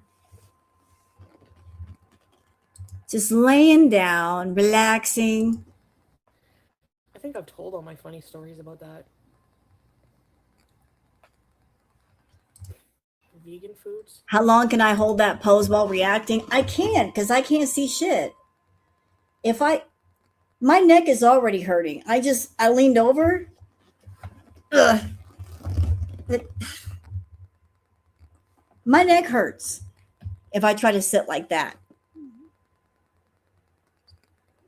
I can't see the chat if I'm laying over like that. I got bad eyesight. I can't see the chat if I'm laying down. I can't sit in that position and read the chat. I'd rather not. All right, so basically, I used to go to a Jumbo Video with my friends. Shut up. I'm so tired of these childhood stories. Get up and make up a story, pathetic one. So that I could rent horror movies, but my mom actually called the store and had told them not to rent to me, like if they weren't 13 plus, like if they were rated R. So I tried renting. It was a horror movie with like a whole bunch of like half nude women on the front, and there was like a big hook, something massacre, and got told I wasn't allowed to. So the only movie I was allowed to rent was a movie called Ben. It was a movie about rats, and I didn't even want to watch it, to be honest, because boring. Who cares? Rats Why are we telling this story? What's the point in this? are not scary. And there was in Jumbo Video. Anyway, we used to go for the free popcorn, but there was also a section with a curtain, like all the perv porn area. And of course, we used to laugh at all the men coming in and out.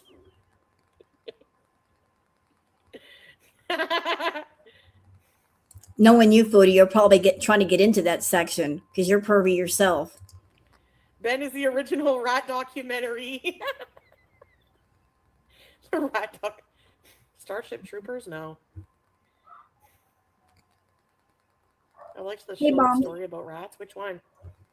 Willard? Yeah, the catfish. Stories, I know, right? And why does one of the main characters look like a sloth? How Oh is my God. The stupidity coming out of her mouth is killing the brain cells I got left. Just all this babbling. You know, she talks about Sansa Cook's voice. But I'll tell you what, if I didn't know who Foodie was, if I just picked up the phone and Foodie's on the other end, I would have to hang up within 5 minutes. Her voice would drive me insane. She's got that immature voice that just says nothing, just random babbling. I wouldn't be able to deal with it. James? He's good. You mean Peeps?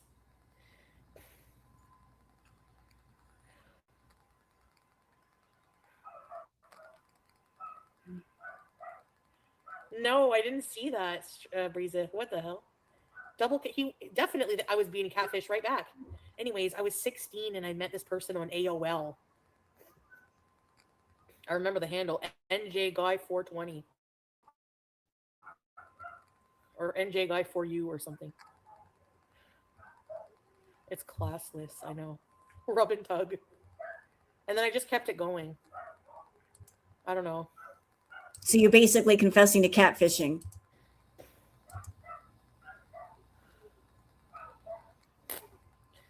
Anyways, don't catfish people. Never be afraid to be who you are, because you're gonna find somebody who likes you for you. It's gonna happen.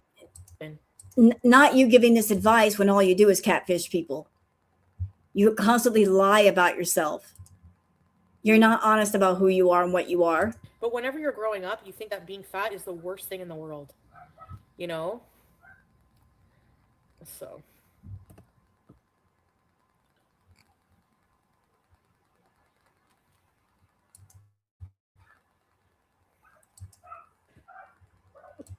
Creamer didn't really do anything. Shaquana Jefferson? Who's this? Oh, yes. One of the people?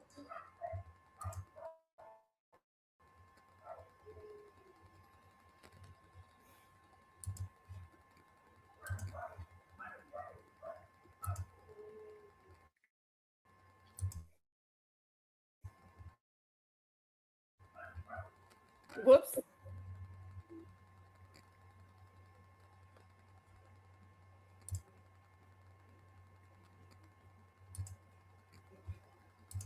Is she doing anything? Is she saying anything? It just got quiet. I'm over here. I was trying to peek to see what Chantal was doing on Kick to see if it was worth a shit. And it just got deathly quiet. I'm looking if I can find like an old stream.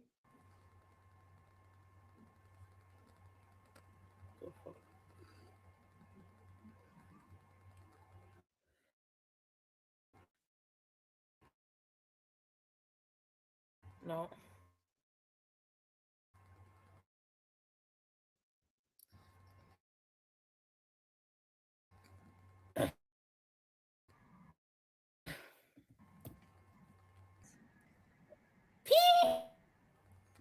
9 now. There's no festival. The cat was in the closet. Yeah, I didn't know that Sam went in there. So I thought it was an intruder. We want to dance? Oh, yes! Oh, I think the next festival is Canada Day.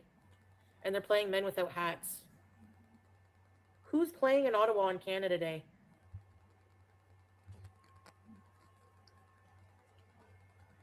Oh. What? The Bare Naked Ladies? LeBreton Flats.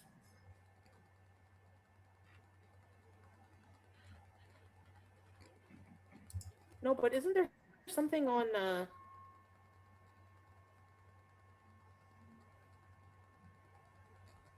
the back scratcher weapon? The Parliament. Parliament, Ottawa, festivities for Canada Day, or what?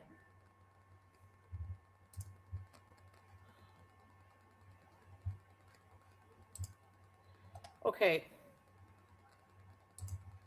Okay, you know what? I just took a peek, you guys. I'm seeing what's going on with Foodie. I don't know exactly what's going on, but it looks like she's in the same outfit in her living room, and she's complaining about Sheila. That's what it sounds like. It sounds like she's complaining about Sheila. I don't know what she's bitching about. Let's see. Let me take a look. Okay. She's back home. Oh, and she's eating. I don't want to see that. Goodbye. No. No. Put it down. Looks like she's pissed off about something. You guys want to take a peek? We're going to take a peek. I want to see what is she so angry about?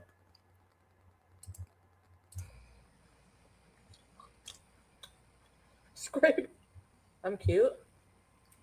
Thank you.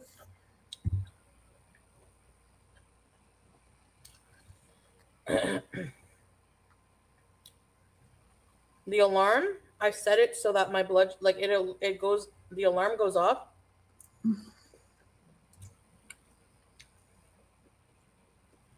You know, I am no doctor, but judging from the corner of that plate, that doesn't look like a meal that's going to make her alarm be silent. I can already hear her beeping in my head. If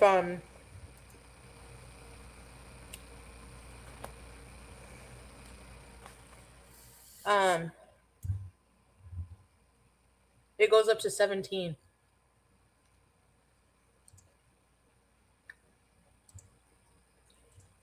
Ooh.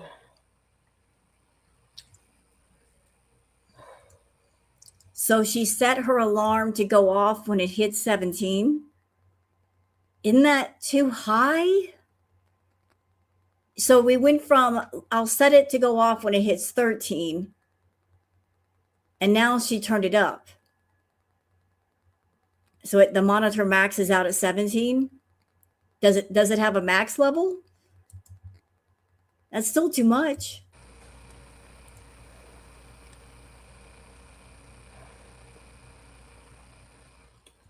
It was Zempic. Aww.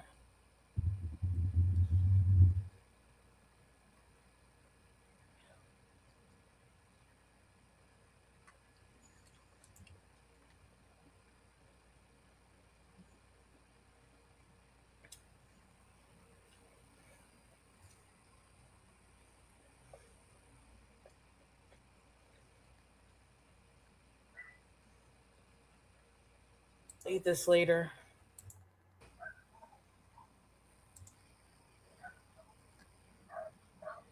Hey, you guys, like I care about you guys and love you guys, but outside of that, like, who even cares? You're not social media people. Like, you know what I mean?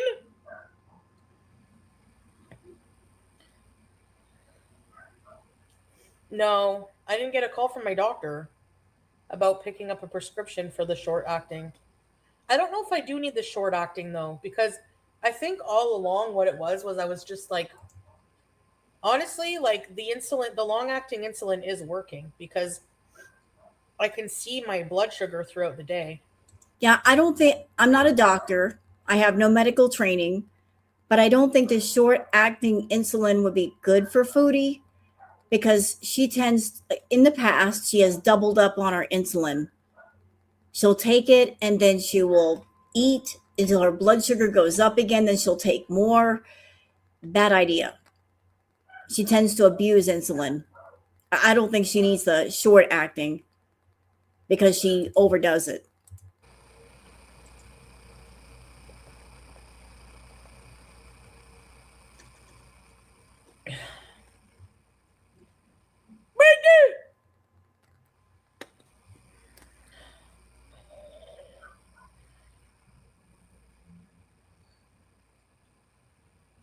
Fast-acting insulin.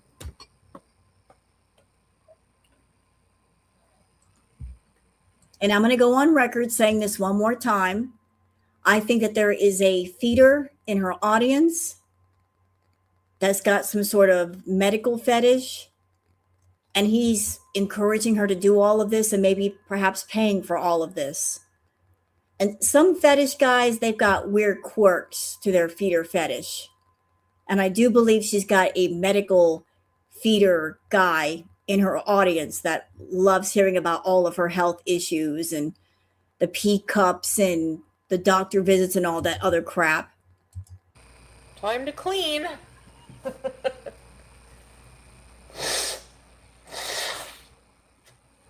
Honestly, I should just keep it for tomorrow because if we have 12 hours, what the hell else are we going to do? Actually, I was going to take you guys somewhere tomorrow cuz it's not supposed to rain. No, yeah, not your A1C, but I legit came here to bees. We're beesing. Total.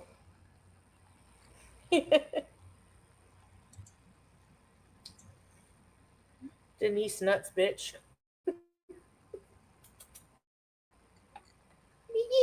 Thank you. I do live streams on YouTube as well. Who is olanzapine and why does anyone give it?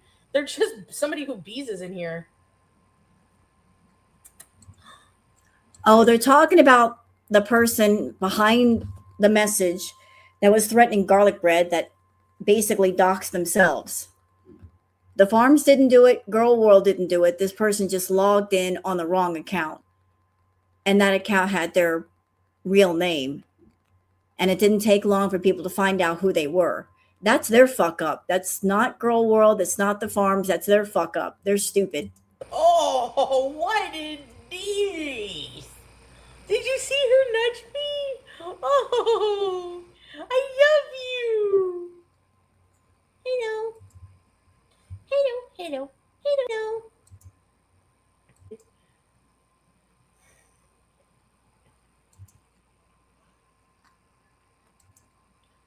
Honestly, no one would even know probably if you guys didn't come in here and tell us.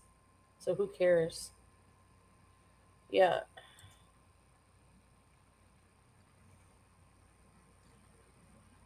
No, nobody got doxxed.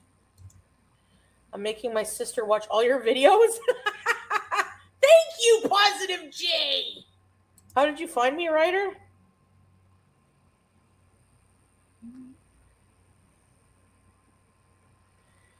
Olanzapine kept saying they were going to send Red Lobster food to Chantal, but they didn't. Then they said they'd send money. They didn't. Then they kept saying they felt bad over and over. That's about it. That's like the extent. No. No.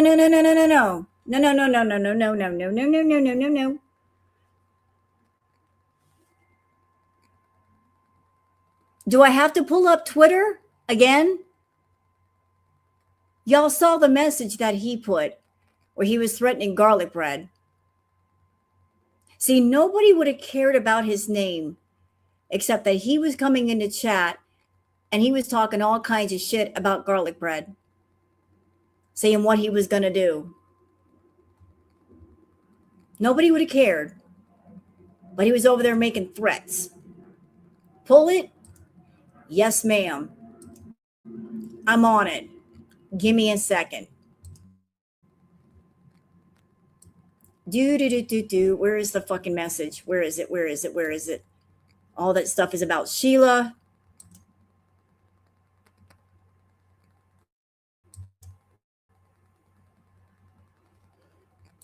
You know what? We love our receipts, don't we? Here's the receipts. There's the name. I want to beat the crap out of garlic bread so bad. There's the handle right there. And here's the guy behind the message saying, "Hi, Chantal. It's Olazampine from Kick, BG13 French voice. You dox yourself, sir. You said this, but then later on, you posted this. That is you. You did that. You did that.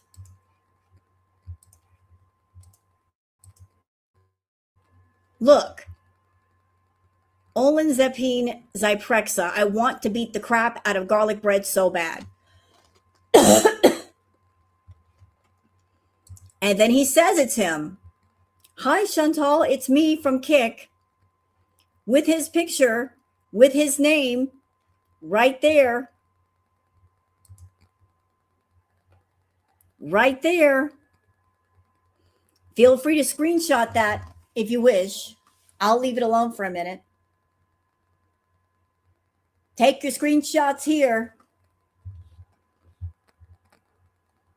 And I saw another picture on Twitter of him with two young women.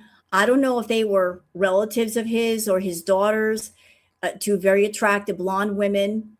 It looked like a family photo of sorts. That's also on Twitter, but I'm not going to show that. But there's his message. Take all your screenshots here.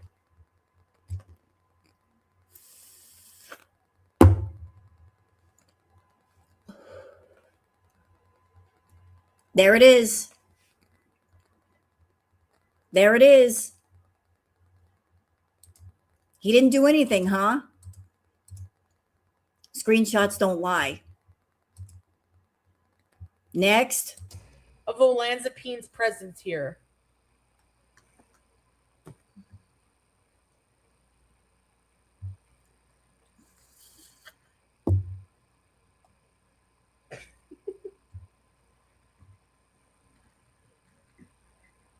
My cousin was watching while babysitting. Oh, really? That's funny. No, I need a teardrop. It's like, what?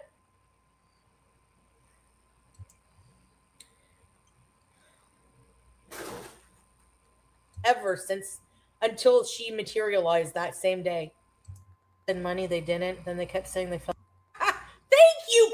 Olanzapine kept saying they were going to send Red Lobster food to Chantal, but they didn't. Then they said they said money, they didn't. Then they kept saying they felt bad over and over. That's about it.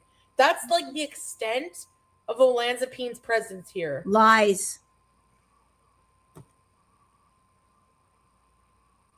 Absolute lies.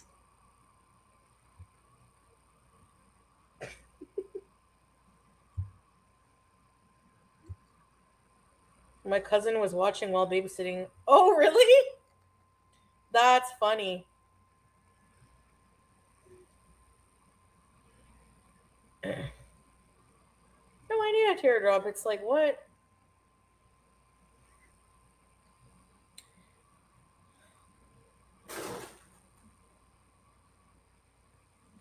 What the fuck? The Sheila woman. I don't. Your guess is as good as mine.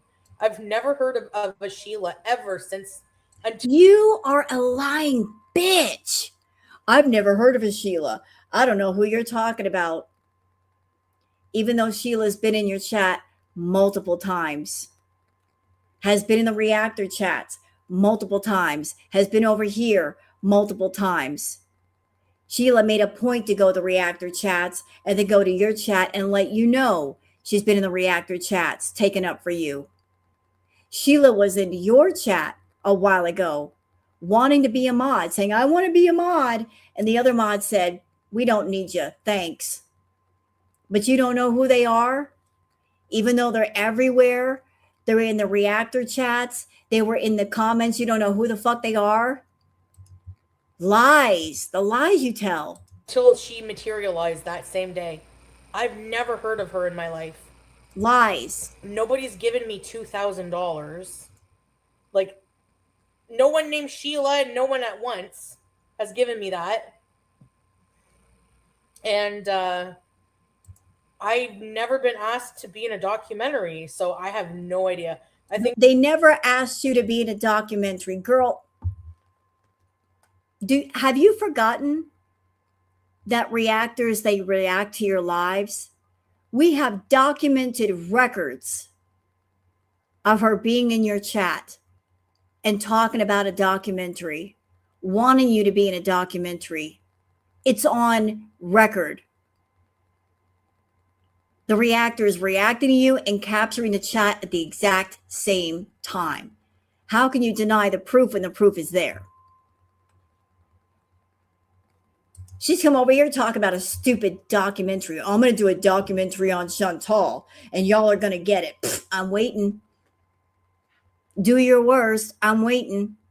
I think she legit is just like, I think some people, like I said, are just wired weird and they just flip out. You ever watch The Simpsons where they go to Itchy and Scratchy Land and the robots just have bad wiring and they just start acting all fucked? That's what I think happened. I'm doomed to be a 13. Yeah, how come you're still at 13, Ryder? It's messed up. Who even cares? Like, I remember that crazy bitch coming over here and claiming to be Chantal on a night when Chantal was live at the same time, trying to act like she was Chantal. But how could it be Chantal if Chantal was live at the same time that Sheila was all up in here? Sheila had fun making people think that it was Foodie when it wasn't Foodie.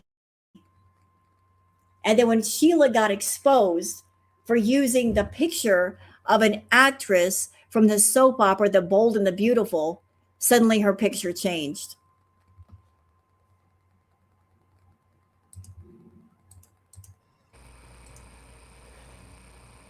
Yeah. No, she's coming in here and saying that I'm spending her $2,000 on groceries. I don't even know what she's talking about. I don't know who she is, so I don't know if she's doing a documentary. I've never heard of her. I've never heard of a documentary. I never said I was going to be part of any documentaries. I've never even been asked to be in a documentary. Yes, you have. She came into your chat asking you. These people are... I know!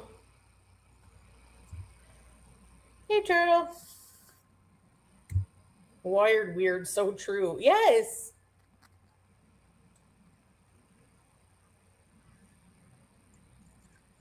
So that's the extent of that.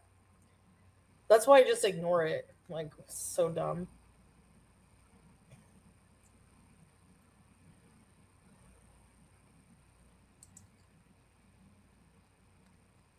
People try anything. Notice the game that Foodie plays.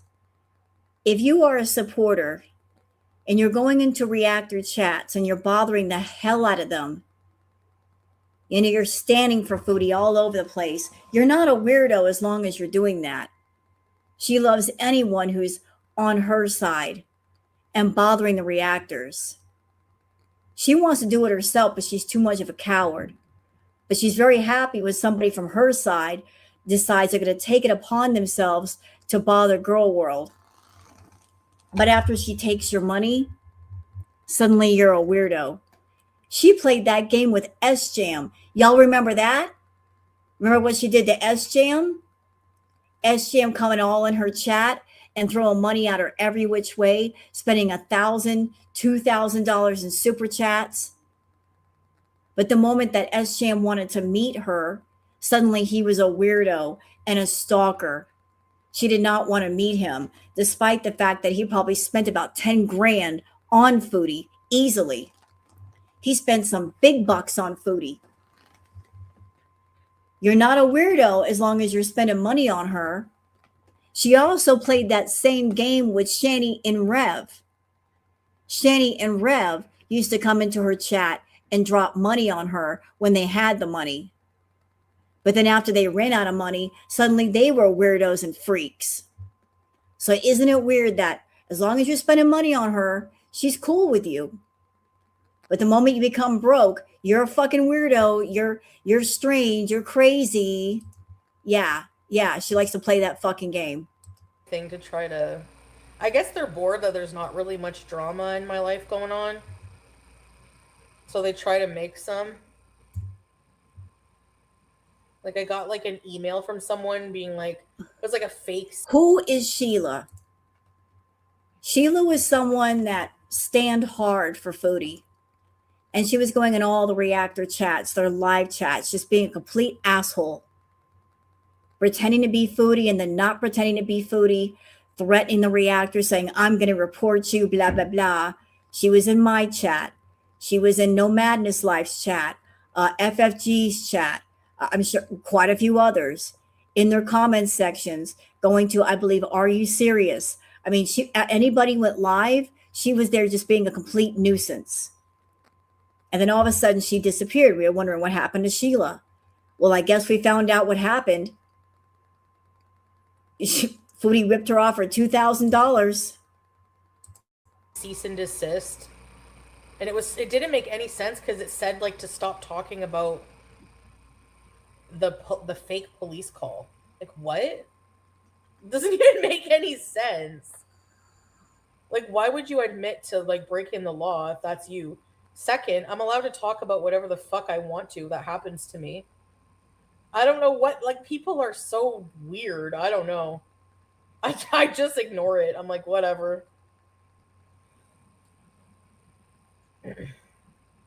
I know, ethical. Right? Someone's so desperate for attention that they would even do something illegal? Like, I don't get it.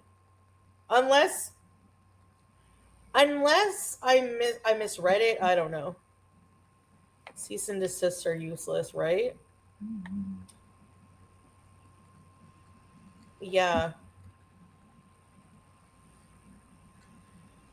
What? Yeah, that's who the email was from, Scrape.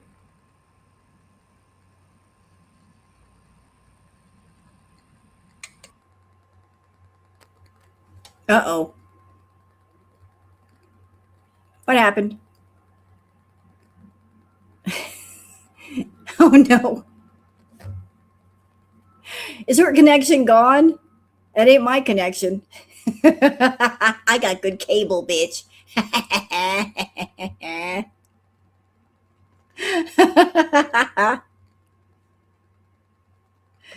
You forget to pay your bill, Foodie. Something happened.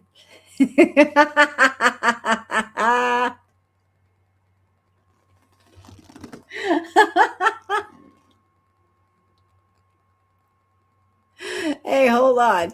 Let's see what happened in here. What's going on? We're doing a refresh. What happened?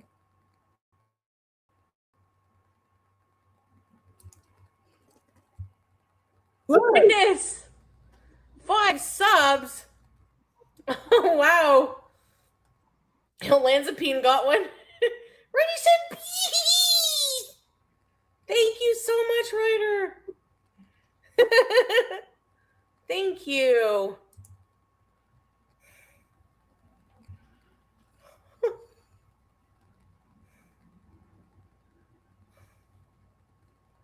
By the way, I just want to say, I love you even with no gifts, okay? So I just don't want you to feel like you have to gift me or something.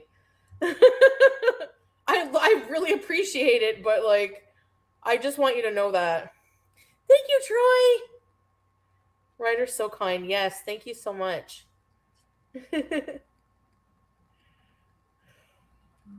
Oh my God, Jane, that's awesome. Yeah, thank you, Ryder. Thank you, thank you. You gift us so much. Really?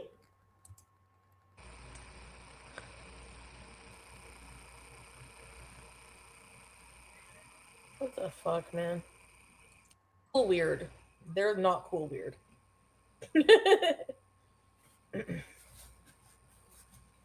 Our weird doesn't call police on people, doesn't make false claims with animal welfare, doesn't dox people. What? You don't do what? We just bees. That's it. And I like it that way. You had the Beezers call the cops on Natter just because he told you no. Because he didn't want to be around you. What guy? Which guy, Scrape? I'm confused. I'm confused.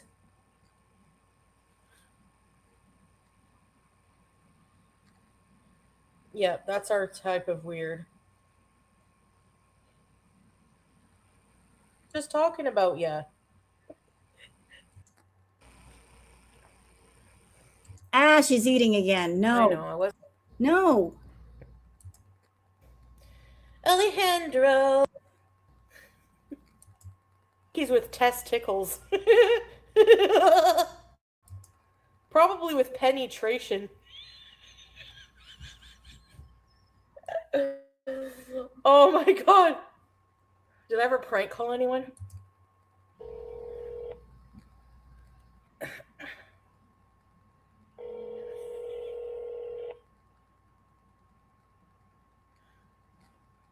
Hello? Hi there, this is Jenny from Maytag. Is your refrigerator running? Really? That's the one you're going with?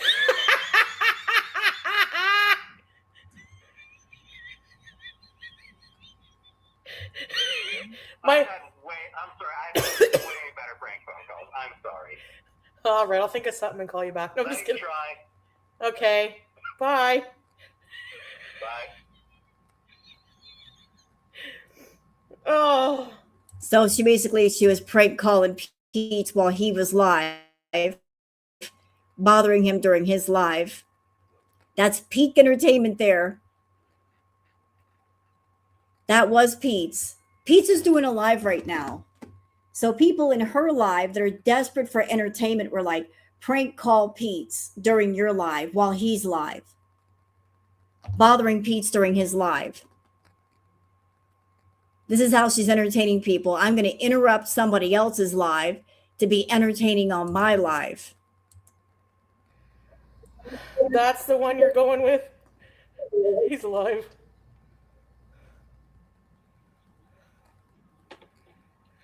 Is your refrigerator running?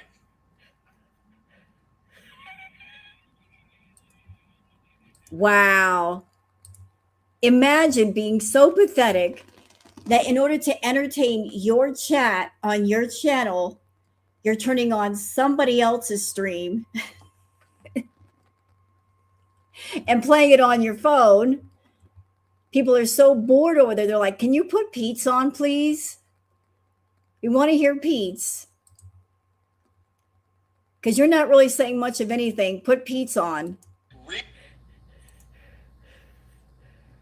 Oh, his thing cut out.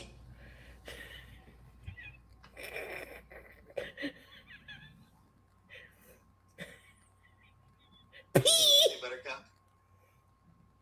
That was the one you went with? Is your refrigerator running? I said it was Jenny from Maytag. It could be.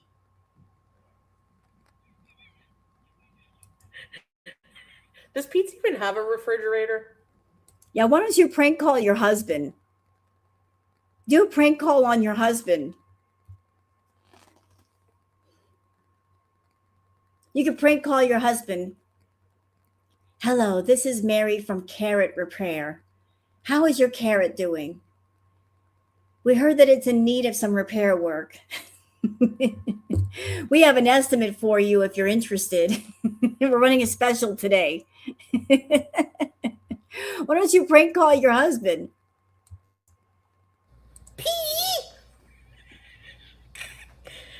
I'm still Jenny from the blog.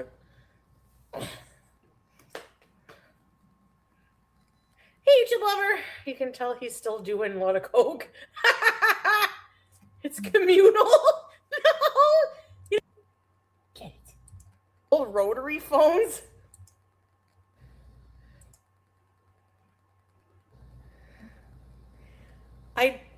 I don't know about her spine. I think she had surgery on it, right? Yeah, Nina.